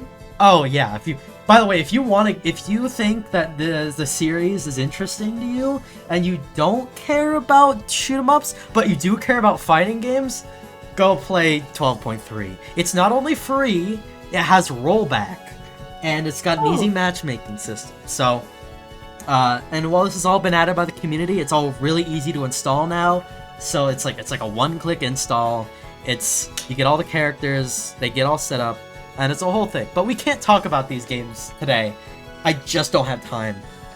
We're already running out of time. I have 45 minutes to talk about the rest of Touhou. So we're gonna be here for a bit. I appreciate you bringing them up anyway for our attention. Yes, but because speed run. Because Tassifro is in fact a very important figure within Touhou for making these games, and of course, revolutionizing the anime fighting game thing. Because Touhou 12.3 frequently shows up at like Anime Evo. It's like one of the big events of Anime Evo. So, you know, up there with Guilty Gear. Which is crazy to think about, that funny drunk man wants to sell his music over here, accidentally influences one of the most infamous / famous visual novels of all time, and now one of the most famous anime fighting games of all time. And I guess meme culture. That is so cool. And don't worry, that's not even gonna be the end of Zun accidentally changing history. Don't worry, we're not even at the end there. We'll get there eventually. Yeah. Let's go. We're gonna have a crazy revelation. So Touhou 7.5 is a thing that exists. Moving on, Touhou 8. Now Touhou 8 introduces the Lunarians, which and the moon, and moon rabbits. Which this is gonna be a whole thing. We're not gonna be. Yes, rather. Okay. Not only are yokai rabbits introduced in this game, but moon rabbits as well, and they're very different creatures. Yokai rabbits originate on Earth. They are yokai, and moon rabbits are a separate species that live on the moon. The moon rabbits, are second-class citizens to the Lunarians that created them. It is implied that the Lunarians also created all of yokai. Implied, never confirmed, however. There are just some, like, Lunarians that are smugly like, I created you. Ha ha ha. Although we don't know if it's actually true. But it is implied through some of the dialogue that, it is that Lunarians did create yokai, as yokai do have a strong connection to the moon. And Lunarians, along with moon rabbits, live on the moon in a separate civilization that is technologically more advanced than anything on Earth. They live in the lunar capital on the moon, and they basically have like a giant metroplex there. It's all like inspired by Chinese mythology, and there's a lot of stuff going on with the Lunarians, but we won't get there until we get to Touhou 15. So you're gonna have to hold on to your britches for a little bit, but we can go into it kind of. The lunar capital has a princess, and her name is Kaguya. And she is raised to be a princess. You know, all that good stuff of the lunar capital, and she has all the moon rabbits working under her as kind of like second-class citizens, and strangely enough, as a military force. The moon rabbits of the Lunarians are kind of their de facto military, and I mean that in the most literal sense. I mean, like, it's implied that they literally have guns. It's a whole thing, and it's very strange, but you just have to go with me for a little bit. So, Touhou 8 is essentially about moon rejects. Kaguya, training to be a princess, drinks a forbidden elixir called the Harai elixir. It is a creation of the goddess of the moon, whose name is Erin.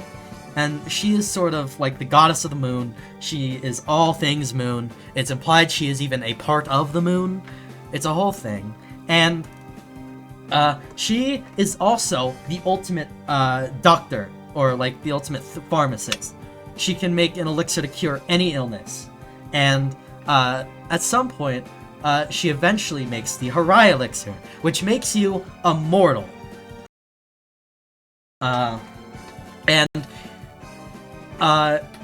people, and it's like a whole thing because the Lunarians realize, hey, so we have this thing that makes people immortal, but being immortal is kind of probably a bad thing, and we shouldn't encourage it. So let's just not drink the immortal juice, and let's stop people from drinking the immortal juice, because it would be a bad idea if everyone just got their hands on the immortal juice. And, so they lock it up, but, Kaguya gets access to it. Oh, yeah, sorry. I'm dropping a lot of frames for some reason. I don't know why it is. But she gets her hands... Let me turn down the bitrate. Why... I hate that my internet's like this. Okay, we can take a moment. Yeah, give me one. So excited for it. For the immortal juice. I'm too excited about the game. Yeah, the game is just so powerful. Alright, I'm turning it down to 1/500 bitrate. Surely. Okay. Oh my god, why is my bitrate dropping so hard? I'm sorry. Well, anyways, we'll continue. The juice. The juice. The immortal juice. Kaguya gets her hands on it. And she takes a little sip, and so of course, the entire lunar capital is like, oh no, we're not letting this happen again. No, you leave, you're banished, goodbye. No, you cannot just drink the immortal juice. We're locking you up forever. So, Kaguya then flees desperately to Earth. Because she's like, oh no, I gotta get out of the country. This is whack. Uh-oh. And so she flees down to Earth. And she becomes the Kaguya of the Flight of the Bamboo Tree myth. That's why the names are similar. Because she does become eventually the woman of that myth. Because she is she's a mistress of the moon, she is unfathomably beautiful and has many suitors. And so, of course, she ends up doing the whole 5 impossible requests thing. And, gets, a bunch of people killed, of course, trying to fulfill the 5 impossible requests. And, one of those fathers has a son. Not a son, a daughter. And her name is Fujiwara no Moku. And Moku is very, very mad that, Kaguya, ended up killing her dad. So, out of spite, she goes up and also takes a sip of the immortal juice and comes back down and is vowed her life to continue an immortal feud which shall never end with Kaguya. They just beat each other up on the daily. And they are both so committed to this bit that they will never stop fighting for all eternity. They are still fighting to this day, and neither of them can die, so it's never going to stop. So, those two are having fun. So when are they gonna have tea? I know! There's no tea involved! Just wait till Reimu's the tea benefactor. But don't worry, that's not all the moon rejects. There's gonna be a good few moon rejects as well. Resin, the lady up here who is making the funny laser eye meme, she is not cool about the whole being a second-class citizen thing. So she runs away to Earth as well after committing a few crimes, nondescript, and heads right down to Earth. He's like, I'm just not dealing with this anymore. I'm good. And so she is a sort of moon fugitive. She's on the run, and she sort of bunks up with Eren and Kaguya, who are now chilling with each other. Alright, I got you. Alright, I get it. It's immortal juice. It was very... I get it. It's very tempting. I won't kill you or anything. Not that I can, but you know, it's the thought that counts. And so Resin joins that crew. Is like, okay, my fellow moon people, I'm in a bit of a pickle. And so, ironically, completely recreating the structure, the power structure of the moon, Resin ends up as the sort of house servant to Kaguya, pretty much immediately recreating the environment that she just left. But oh well, you know, it's how it works sometimes. Oh. It's unfortunate. And also someone else who stops by is Tiwi. Tiwi, who is also a rabbit, but she's not a moon rabbit. Despite sharing a last name with Resin, they're Resin Inaba and Tiwi Inaba. It's implied that that's just sort of like a rabbit surname, and that they don't actually have any relation, because Tiwi is a yokai rabbit rather than a moon rabbit. It is actually also implied that Tiwi is one of the oldest creatures in Gensokyo, because Tiwi is implied to be the rabbit that flies across the moon in Japanese folklore. So she's also incredibly old and also like 4 feet tall. A trend, apparently. I don't know why. But she's just kind of here, like, hanging out, playing pranks, vaguely moon-related, so she's like, sure, I'll hang out. I'll do a little trolling. We'll chill. And the Iante crew is formed. And they all chill in a building called Iante, hence the Iante crew. Iante is an infinite building. It is a building whose halls extend infinitely. Oh, gosh. I'm sorry about my frames. I honestly don't know what's causing this. Hopefully we should be fine. You seem good right now. Okay, cool. I just dropped to like 0 kilobytes per second, so I was like, oh my god, are you kidding? Oh boy. But, yeah, it's whatever. You seem fine for now. Yeah, I'm sure it's fine. The other two were brief, so don't worry. Yeah, so Iante is a building whose halls extend infinitely. So they sort of hide out in this building with infinite corridors and infinite rooms, and just hide away from essentially the Lunarian police, who are technically on the search for all of them. And of course, I guess Aaron's just like, I don't know. I haven't seen them around this. Yeah, you should go check somewhere else. I'm like, okay, sure. But as a ploy to continue hiding from the Popo, the Iante crew enlists the help of Aaron. They're like, hey, Aaron, please, alright, listen, they're on our tail. I don't know what you said, but it wasn't working. We gotta do something quick. And so, Aaron creates an entire fake moon. Just creates a fake moon, puts it in the sky, and creates an eternal night in order to fool the police that are hot on their trail. And this, of course, plunges Gensokyo into this eternal night. Hence, Touhou 8, Imperishable Night. And now, of course, as you may have guessed, it's up to Reimu and the gang to go check out and see why the heck there's a fake moon in the sky. Because it's making all of the yokai go feral. They hate it. It's not the real moon, and they all hate it. They're like, screw this. And they're all feral. They're all feral. They're all riled up. So of course, once the yokai start getting involved, now Reimu's like, oh no, I gotta deal with this. Alright. And so she goes across Gensokyo,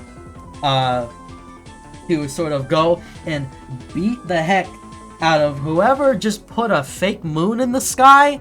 How do they do that anyways? That's so strange.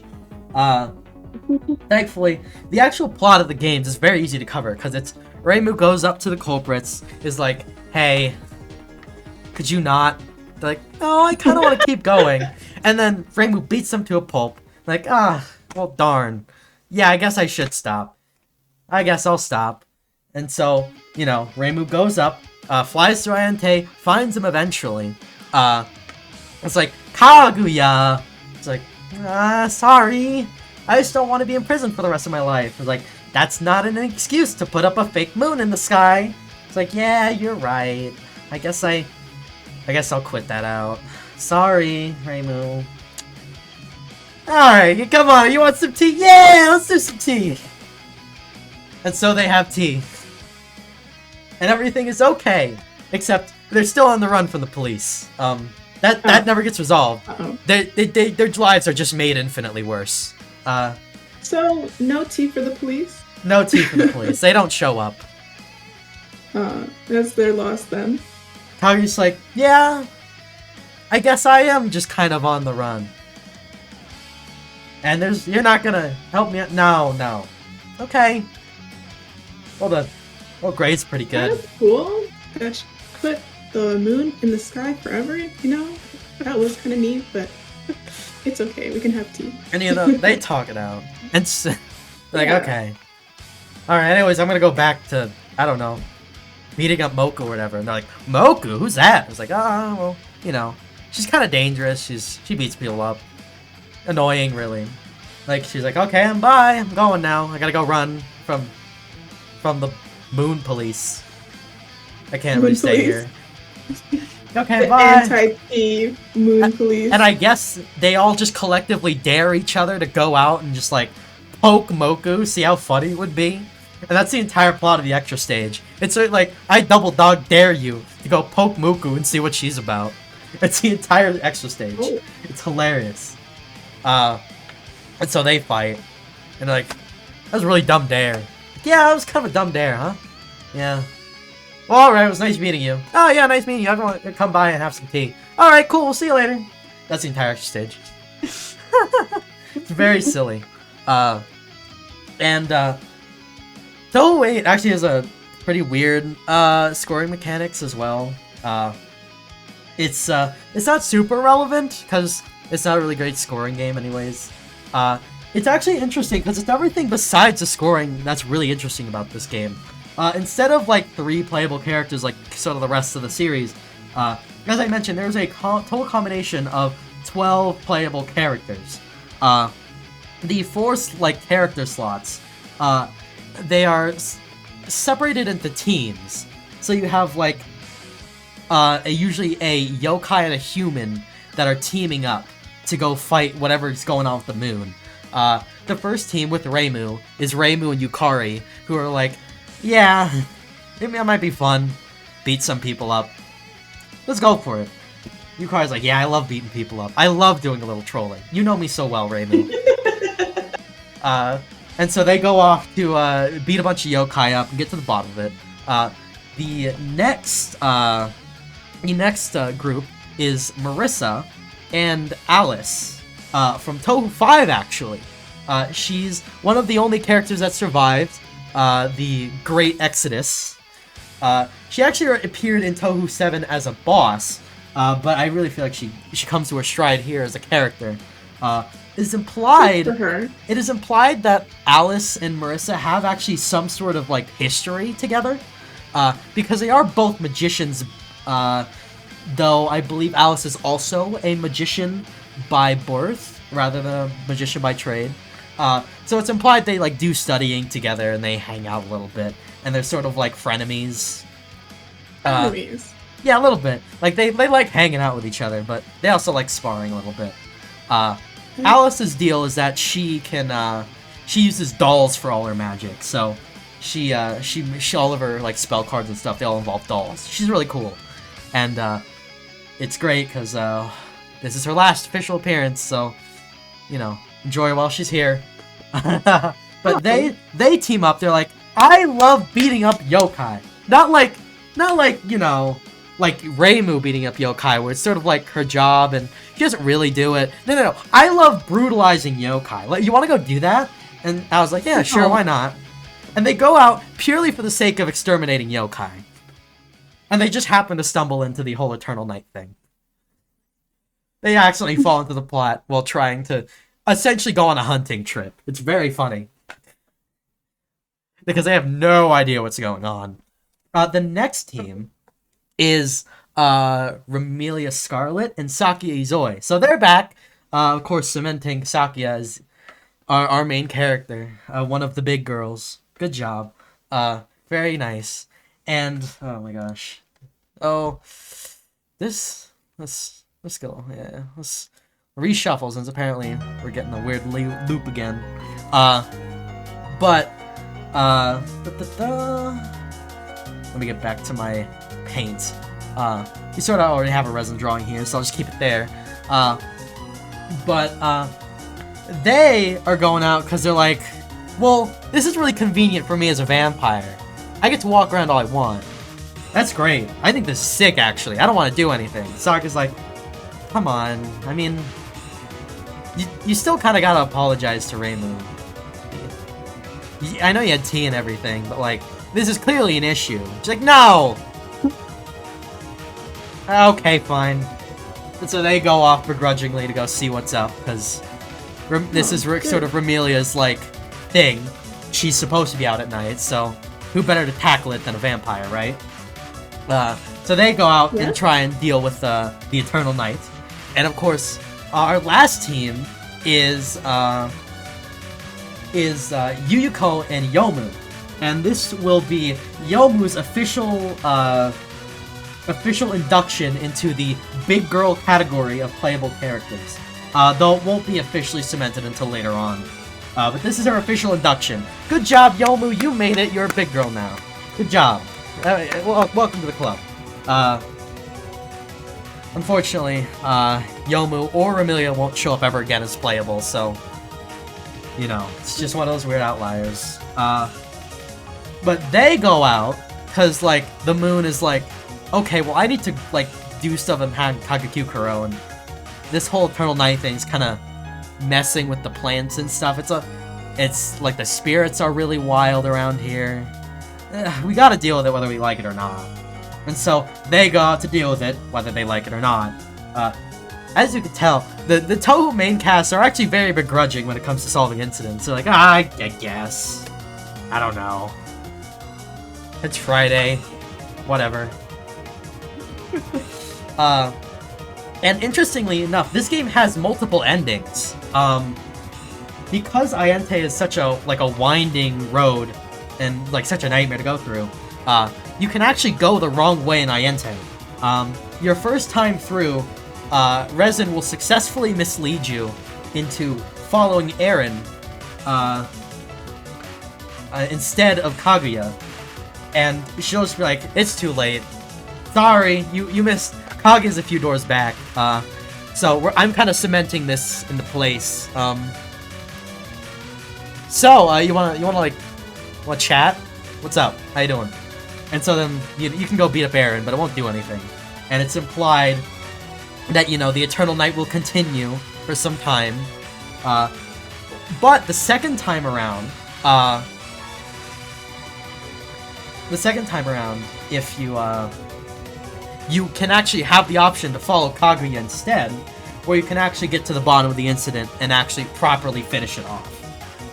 So this game's full of a lot of really interesting stuff that I can't really go into a lot because it's sort of confusing, and we also we got time. I'm gonna go over time. I'm gonna go over estimate, unfortunately, but I'm sure it's fine. We're all having a good time, right, folks? Yes. So moving on to Touhou 9, which is we're gonna go here. And this marks the end of the classic era. Let's see. Classic. And we move into the modern era. And the reason I say that is because we switch engines. The game switch engines. Zun finally updates the engine, and it's a little more capable. And the reason he updates the engine is because Touhou 9 is a Phantasmagoria game. It's Phantasmagoria Flower View, and Touhou 3 is back. I cheated you all. It's back, baby. The gameplay's back, and it doesn't really matter. But I have juked you all. It's a weird battler again. I don't know why, but it is. So it's not that important of a game. In fact, its plot is pretty chill. Basically, at the end of like every like 50 years or so, there's this big flower blooming across Gensokyo, which sort of was like a release of like spirits. So basically, it's a few people's job, specifically Komachi, to like slice down the flowers and sort of get the spirits in check. Because Komachi is a sort of death figure. The two semi-important characters that get introduced in this game is Komachi and Shikieki Yamazana-do, which I've said too many times to get wrong. And Komachi is essentially the Greek portrayal of death as the fairy woman who carries you across the River Styx. But instead of the River Styx, in Gensokyo, it is the Sanzu River, which is a river that spirits have to cross in order to see the Yama, who is Shikieki Yamazana-do. And Shikieki Yamazana-do is essentially the governor of where you go when you die. She is the ultimate judgment at the end of your life that will decide whether you go to hell, to the netherworld, or to heaven. So it is their job every 50 years to get the spirits in check, make sure they don't go crazy, and sort of like get them all round up and like go through all the paperwork and all that stuff. And the entire plot of Touhou 9 is just one of these times Komachi just like snoozes out. She's asleep on the job. She's snoozing out, she's relaxing, and she just lets everything go haywire. And this causes a whole bunch of spirits to be like all like crazed up. The flowers are blooming like crazy. It's a whole thing. And so it's up to everyone to be like, hey, wake up, idiot. Come on. You got work to do. So they all go up to Komachi. And they're like, hey, wake up. He's like, oh. Do we gotta? I still got like a couple hours, right? I'm only running on like 2 hours of sleep over here. Can I use? Can I hit the snooze button? No, you can't. You're in charge of the underworld. Okay, fine. I'll get to it.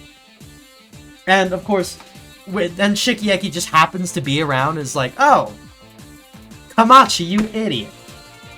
Why are you sleeping on the job? I gotta beat you up for that.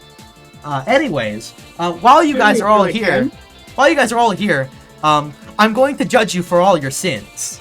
And, so the final boss is literally just Shikieki judging you for all your sins. And she essentially roasts the entire Touhou cast. Whoever you take to the final boss just gets an eternal roasting from Shikieki, who's like, you're lazy, you're dumb, you fell off, L, ratio, no mercy. He goes in. And Touhou like, no. You're like, whatever. Alright. Well, thanks for waking up my coworker, I guess. We'll get on it. Shoo. And that's the entire plot of Touhou 9. Because it's a battler, it doesn't have a lot of plot. And there's not even that much reason for the characters to really be fighting each other, they just happen to be. But this is also the return of Yuka Kazumi from Touhou 4 and 5. She's back in this game. Because in this canon, apparently, she lives in the Garden of the Sun, which is this giant garden that is nothing but giant sunflowers that she maintains and sort of enjoys and relaxes in. And she's apparently still one of the most powerful yokai ever. Just chilling, doing a little gardening. And of course, because it's the like flowers that are all in the whack, they're all like, Yuka! And she's like, no, not this time. I'll do it next time, I guess. I don't know, but it's not me. And so it's a red herring. So she's here as a funny little misdirect, and then she never shows up again. So, bye. Thankfully, we don't have to do much talking. about this game, because that's all there is to it. It's just Touhou 3, but with better graphics and more characters from 6 through 8. Nice. But there is actually one character that gets introduced in this game that's very important, and her name is Aya, and she is essentially What's Up Drama Alert Nation for Gensokyo. She is the keen star of Gensokyo, and her entire purpose in Gensokyo is to basically run a gossip blog. She runs the BunniestBunRena newspaper and sort of runs around and just reports on the most mundane drama she can find. And so she's here because she thinks it would be absolutely hilarious to report on whatever the heck's going on here. And she becomes important because, for one, I believe if the interviews are to be believed, she is actually, her design is based off of Zun's wife. So that's cute. Zun put his wife in the game. So nice. Very nice. She sounds like an amusing character. Oh, she is very amusing. We'll draw Shikyaki here, who's not going to be very amused. It's, Aya's gonna be showing up a lot, so... She's got the buttons. She's got a... like... something like that. And she's got these... Shikyaki has these giant sticks that she beats people up with. That apparently grow in size depending on how much of a horrible person you've been, so like... good luck with that. Wow. And she also has a... She also gets a funny hat, too. You can't ever forget the funny hats. They're very crucial. She got the frills. Every hat is necessary. Absolutely, they're very important. Got a little thing. And she governs the underworld, so don't make fun of her too much. Good job. Yeah, you're cringe. You're She's cring. looking good to me. Cring? You're cring. Yeah, cring. But Aya is going to be showing up a lot. And while she is not officially inducted yet, she will eventually officially be inducted into the Touhou Big Girls Club as one of the playable characters. So look forward to that. Good job, Aya. You're entirely here because of nepotism, but I respect the grind. But she actually doesn't have much of a role at all in Touhou 9. So we're gonna move along to 9.5, because this is another interesting spin-off. Then 9.5. The 9.5 marks a new gameplay for the series. This spin-off is based entirely around Aya from 9. This is where her story comes in. Because she's a reporter, she takes a bunch of pictures of like bullet patterns and stuff. So your job in this game is to essentially just be an annoying reporter and take pictures of everyone's danmaku. So the entire Shoot the Bullet is not about like beating up anyone. It's about taking pictures. It's about getting as close to the enemy as possible and taking the best shot you can. It's like entirely a score-based game. We don't have a lot of Pokemon Snap. So Touhou Pokemon Snap. Yeah, exactly. Actually, pretty much exactly. Perfect. So you know, that's a thing. We don't have to dwell on it for a while, but this this gameplay gets iterated on in multiple spin-offs, and this is the starting point, and it starts with Aya. We eventually get Double Spoiler, which is, I believe, 12.5, and then very later on, we have Touhou, like, I think 17.5, I think? Or is it 6.5? 17.5, which features Sumariko. We're not there yet. We'll get there. But Touhou 10. Touhou 10 is where the modern era really starts. Modern era 1. There's 3 modern eras. And basically, we get introduced to another shrine maiden this time. This shrine maiden is Sane, and she is kind of important. Oh, speaking of Nightmare Diary, there's a soundtrack playing in the background. Cool. But for Touhou 10, there's this new shrine in town. It is the Moira Shrine. It has popped in here out of nowhere, kind of like the same way that the Scarlet Devil Manor just like popped in from Germany. The Moira Shrine also popped in from God knows where. And this shrine actually has a very interesting history. Way before even Gensokyo was established, this shrine went into a war. Because there are two gods at the center of the conflict. There is Kaneko, and there is Suwako. Suwako is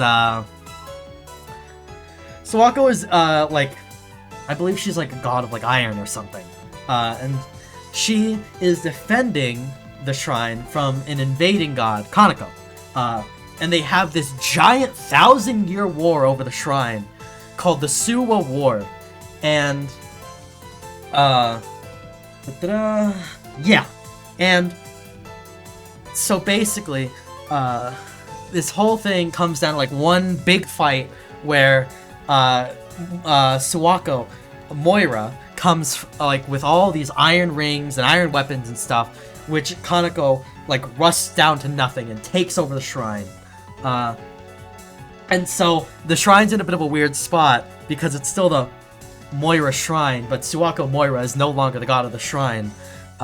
It's Kaneko who is now the god of the shrine. And so Kaneko's nice about it though. She's like, all right, I guess I was a little mean. Want to bunk in the back? Like, yeah, okay, I'll bunk in the back. So Moira's still there. She's still in the shrine, but she's not the god of the shrine, and you can't pray to her through the shrine. If you pray through the shrine, it'll be going to Kaneko. But she still hangs out, I guess. They're kind of pseudo buddies, though. It's a tenuous relationship. And so this shrine, after all this history, pops in out of nowhere because it is now like a very strange shrine, and I guess decides that it would probably be best to put it in Gensokyo because of all its history or whatnot. And because of this, Hakure Shrine, Reimu Shrine, starts getting less traction. And of course, Reimu's very upset about this. He's like, I am already low on donations. I don't need this in my life. Who's doing this? Who's taking all my donations? And so she goes up to the other shrine and beats the heck out of everyone there to tell them to stop taking her donations. He's like, no, I am already poor. I don't need this. Stop it. He's like, the science is like, chill. It's cool. I'm not trying to take anything. We're just living out here. Weirdo. It's like, okay, fine, I guess. Want some tea? Yeah, let's have some tea. Alright, let's have some tea. They have tea together. Perfect. All's well. Yes, the tea. And now we have Moira Shrine up on Yokai Mountain. And you know, it's a pretty chill place. And it's a part of the lore. And thankfully we can sort of start rapid firing because a lot of these games get less and less important. Because you get closer and closer to modern times. Touhou 11! Whoa! Touhou 11! That's so crazy. So, Touhou 11 introduces a new crew, part of the Underworld, which is not the Netherworld, and it's not Hell, but it is connected to Hell, and it's nowhere near the Netherworld, and you do go down into it. I'm so sorry. I'm so sorry.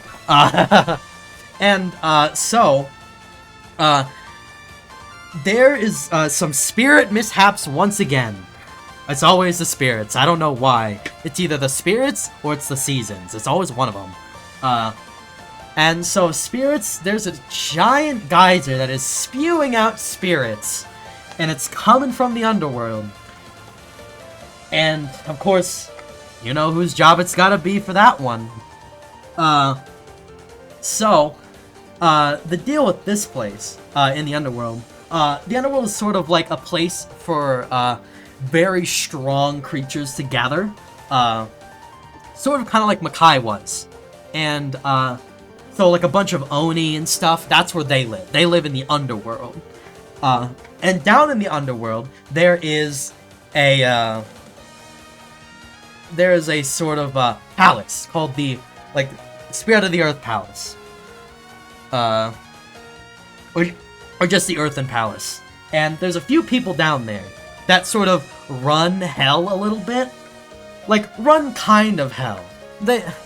It's a weird thing. They have like a sort of symbiotic relationship with hell, though they're not hell, and they don't technically run hell, but they do a little maintenance on the outside. The Earthen Palace people, you have, Satori, who is a Satori. You're gonna have to get used to this. There's gonna be a few more of these. And Satori are essentially yokai that read minds. They have this large third eye that's attached to them. And they use that to sort of read minds. And because people find it so freaky, like, everyone hates Satori. Like, not only just humans hate Satori, but like other yokai hate Satori too. Because like, they're like, your entire existence is a breach of my privacy. So there are very few Satori left. And they all, the two that we know of that still exist, all reside down here. And because they're hiding from everyone. And so Satori has a few pets. One of her pets is Rin, or Orin. It really depends on who you ask. Her job is to carry spirits on a wheelbarrow down to hell. She just dumps them in. She's like, yep, you're going to hell. Woo! So, you know, she wheelbarrows spirits to hell, and it's her job to maintain that. Her other pet, whose name is Utsuho Ryuji, or just Oku, either is fine. She is some sort of bird yokai, kind of. But she didn't originally have any purpose. She sort of kind of maintained the fires of hell a little bit, keep them in check, make sure everything's all good in the hood. But, funnily enough, she was out on the surface one day and took a trip to Moira Shrine, this Utsuho person. And she was talking to Kaneko, like, man, I don't really have any, like, really powers, you know, I'm kind of lame. And Kaneko, who also felt like doing a little bit of trolling, was like, hey, you know the Yatagarasu, right? The crow, the god of the sun? Yeah. Why don't you try swallowing it whole? That would definitely give you powers. I mean, not that I'm saying you should go and do that. I'm just saying if you happen to swallow a sun god, you might get some cool powers. But that's just my speculation. So, of course, Oku, being Oku, does in fact follow up on this and swallows a god. And is infused with the power of raw nuclear energy. She has this giant, radioactive, elephant's foot on her foot. And she uses a giant control rod on her arm to produce raw nuclear energy. She splits atoms in her body. It's crazy. And, so of course, because she's kind of a little bit sort of in charge of hell, having all this added power, it's a lot for the fires of hell. And that's sort of what causes this giant geyser. Is Utsuho now has sun god powers. Is like, yo, yeah, I'm cool now. I'm gonna use this to do whatever the heck I want. And then proceeds to ruin everyone's life. So of course, of course, you know, you'll never believe what happens next. Reimu goes down to the underworld. It's like, hey, you should stop ruining everyone's life by literally making hell so hot no one wants to be there. He's like, no, I kind of like my powers. And Reimu's like, no, we're not doing this again. You're coming with me. And so, of course, she beats her up. Another god killed, whatever. And they're like, alright. Well, you know the gist. Tea. And they all go and have tea together. and Satori's like, sorry about the whole pet thing. Sorry. It's a whole thing. I didn't mean it. He's like, oh no, this isn't you. This is this brat over here. Yeah. Well, I'll keep him under control, or at least I'll do my best. And so, everything is happily ever after. Though there are a few things I need to mention, because Touhou 11 is significant for a few reasons. Does everyone remember a sort of meme around, like, I'd say 2009-ish, of a certain toaster pop cat running through the sky with a rainbow behind them? Anyone remember that one? I forget what it's called. Yeah, whatever. On an unrelated tangent, of course, I'm talking about the Orin meme, which was originally posted between a few friends. It featured a cute little Orin cat dancing around the sky through, with a cute little rainbow running through space. It was made as a little gift to a friend who happened to be a Touhou fan. It was like a little gift amongst friends, like artists between artists, like, haha, here you go. I know you like Orin. Here's a cute little Orin gift. And I was like, oh wow, that's cute. And I don't think I need to tell you where this goes, but this Orin gif would eventually be ever so slightly changed to become Nyan Cat. I'm not kidding. Oh my goodness. It's in everything. Oh, it's everywhere. Nyan Cat is in fact a Touhou meme. Because while the cat was changed somewhere along the way when it got uploaded to YouTube, the cat was originally Orin. And that's where that started. So, once again, Funny Drunk Man sells enough music to change the world again. Enough to change the YouTube playback bar in April Fools, so good job. There's a lot of memes that you wouldn't think that just come from Touhou, but they do.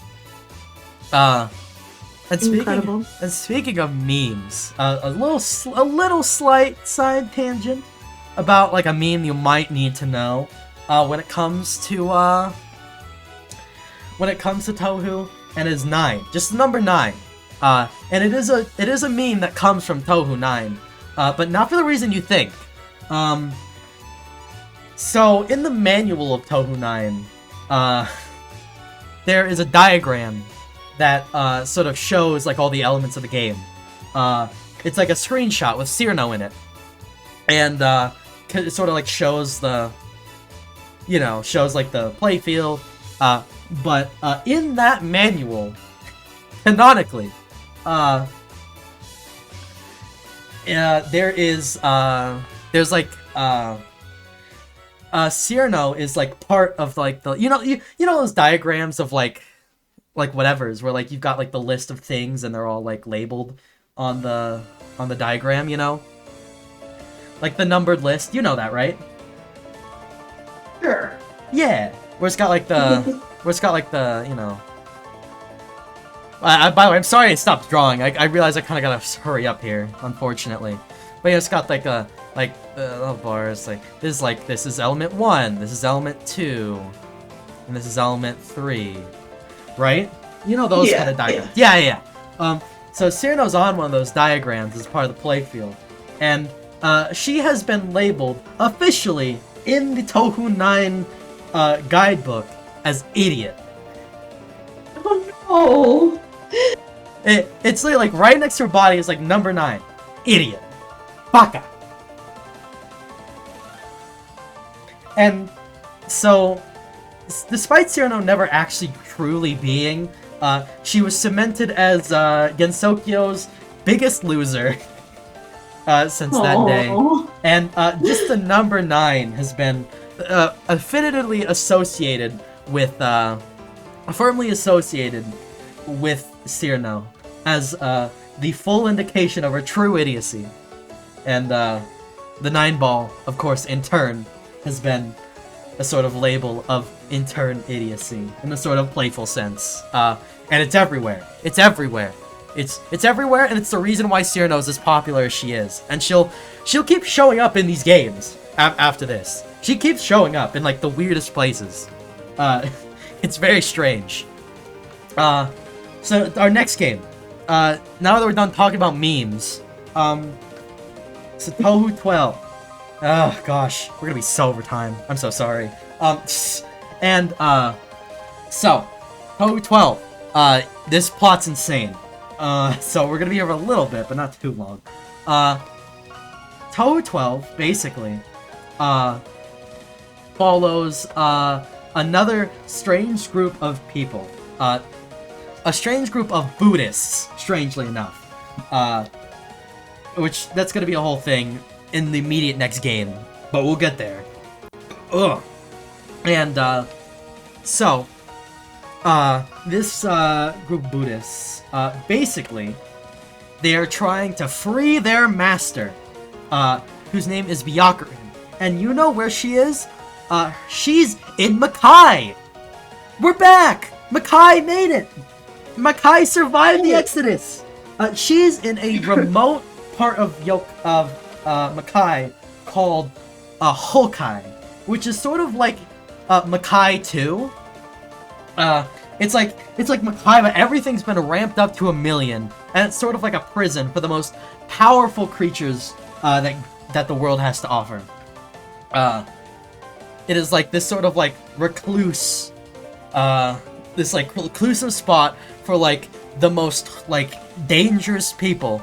And there's this magician named Byakurin there. And this group of people, they're here to free her.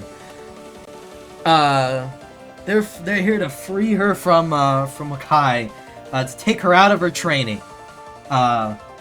So they come up with a very strange plan. They have this ship called the Palanquin ship, and basically, they're going to use this giant airship to fly into Makai, fly up to Makai, and free their master, essentially. I guess the group that's piloting the ship.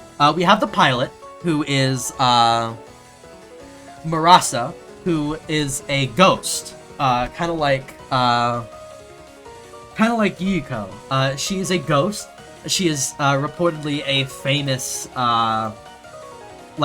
marine, there's a famous captain who died in a tsunami, and is now vengeful at everything for taking her life before she could sail the 7 seas. And so, of course, she was an easy hire. She was like, oh, yeah, I can pilot ships, that's all I do. Yeah, let's go!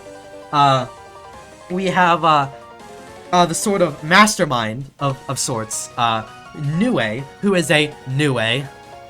I told you have to get used to this. And Nue are very strange. They're based on the creature of Japanese myth, and they do not actually have a physical form. They are shapeshifters. They can make their bodies into any form they wish. So the true form of a Nue is wholly unknown to everything except the Nue itself. So the way she presents herself in game is, I guess, presumably her design fashion, which is very cute. But she is doing her own weird thing, because her ability is to make things unknown. in a very strange way. She doesn't just make things unknown, she makes them into unknown identified flying saucers. She makes them into UFOs. Hence the title, Undefined Fantastic Object. So... Oh, fantastic. So what she has been doing is she has been spreading these, like, strange seeds, that, like, when combined, are, like, a key to, like, a vault, I think. And she has been, like, just flying them around, and they all look like UFOs, because that's what Nue does. So, she's getting everyone to sort of, like, be, like, fascinated with these UFOs, so they'll, like, start collecting them. I don't entirely remember what this has to do with the plot, but that's a thing she's doing. There are these sort of, like, there are these weird seeds, or, like, a thing to a vault, and there's, like, power in there. It's a weird thing. It has something to do with freeing their master. And they also bring on, Sho, who is like a tiger. And her thing is that she has this jeweled pagoda, which is this glorious, like, treasure finder. So she's using that to sort of navigate their way to Byakuren. And with her is her apprentice, Nazarin, who has the hilarious ability of just finding things. That's her entire ability. She's just really great at finding treasure. They're both like that. It's very weird. So they're off to go find Byakuren. Get her back. They're saving Private Byakuren. And so of course, because there's UFOs around the place, of course Reimu's like, why are there UFOs flying around Gensokyo?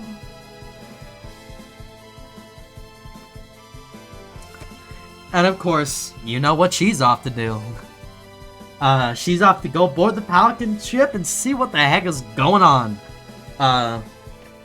And this actually is an interesting place, because we finally cement Sane as one of our final big girls. Good job, Sane! You've made it into the playable cast. Good job. Always fun to see. We love to see it. Always good. So, they're all off to go find out, and you'll never believe what happens next. They take the boat, they make it to Makai, they even go up to Hokai, and they're like, who are you? Oh, I'm Byakuren. Why are you here? Oh, I'm getting out of here, actually. I'm just leaving. They were just here to help me get out of here. It's like, oh, okay. So that's what the UFOs are about. I don't know about that, but... Oh, you don't know what the UFOs are about? Oh, we gotta fight! So of course Reimu beats Byakuren up. And they're like, well, that was very productive of you, Reimu Hakurai, but I don't know how to help you. They were just trying to get me out of here. Okay. Oh, you want some tea? Yeah, let's go get some tea. Alright, let's go get some tea. They all head back, they have some tea. But they still don't really know what the UFOs are doing, so they go up to Nui, and they're like, hey, what's with the UFOs? Oh, these are seeds. What? They're seeds? Hello? Yeah, don't worry about it. Okay, you want some tea? Yeah, sure, let's get some tea. And they all have tea again. It's a great time. Though there's some weird dialogue from Nui. Unfortunately, I won't be able to go over it. Nui says some very strange things. Yeah, continue watching. Okay. Oh, I'll stretch. And, let's see. I'm so sad I can't do much drawing here, because I gotta pick up the pace. I'll draw it in, after. Still here for it. Yeah, okay. So, that's actually the end of the first modern era. So 13 we're at now. And there's actually another spin-off that we can vaguely talk about. It's called Great Fairy Wars. It's a game all about Cyrano. And the whole plot of it is just Cyrano just feels like beating some.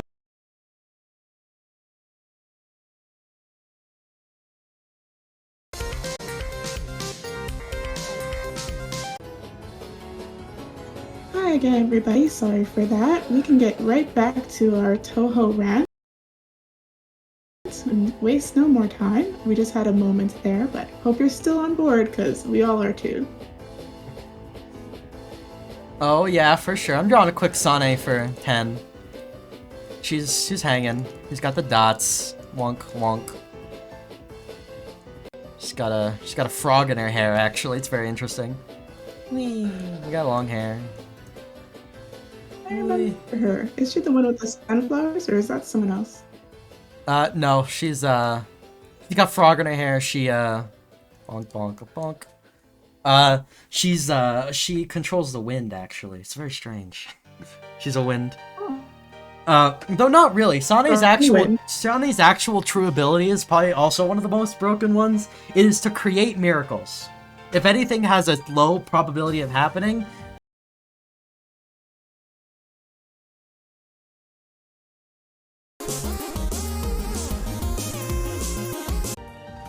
Alright, in that Thank case. you everyone again for this slight hold. Wrap it up, Rena. Yeah, sure. Unfortunately, it looks like this is taking a lot longer than I thought it would. Unfortunately. Which is fine. I knew it would take a while. I knew it would take a while. I didn't know it'd take this long, or I'd be talking this long. It turns out there's a lot of Touhou to cover, and if I have a part 2, I have so much more freedom to cover some stuff, which is great because there is so much directly outside the series to cover. You have no idea. So. Oh, I want to have an idea in part 2. Exactly. So. More Touhou. So I guess for now, class is dismissed.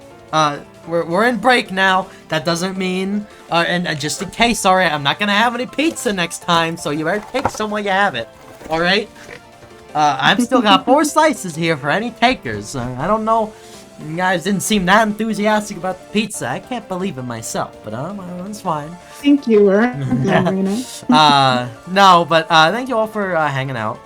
I appreciate it. I hope to see you all for the next part, whatever that may be. I'm hoping soonish, but if that's not possible, that's fine too. And after that, I got plenty more plans. I can assure you this is not the only rant I can do. I have great news if you have enjoyed the content here today. And next time, I actually have some time to put some stuff on the blackboard, so we'll have some drawings for Touhou 11 and 12. Thank you. Hey. With that, you guys are free to do your outro stuff. I won't take much more of your time. I'll just be drawing on here. Thanks everyone for showing up. As you know, Lady Arcaders is an all-women's gaming collective that welcomes all women and MBs in gaming. Speedrunners, developers, artists, and casual fans, all welcome. Just reminding you that this showcase was incredible, and those who stayed, make sure you stay tuned. There might be a part 2 coming up, but there are a few things I want to let you know before we raid. Lady Arcaders also has a showcase going, an event, sorry, for anyone who does crafts. And if you have a craft, submit your prize. Submit your prize for Frost Fatales 2023, the crafting day, because that's what Lady Arcaders is doing next. If you want to follow BunniestBunRena, please do. Her socials, I'll plug them manually, honestly, because that was a great showcase. For anyone who didn't know from Touhou, oh, I can't post because of moderator. I'll get a moderator on that, but for those who want to follow Rena, we should be able to do that if a mod puts it in, and otherwise we'll go to the pasta machine. That's the raid we're going to do. So have a good night, everyone, and stay for the raid.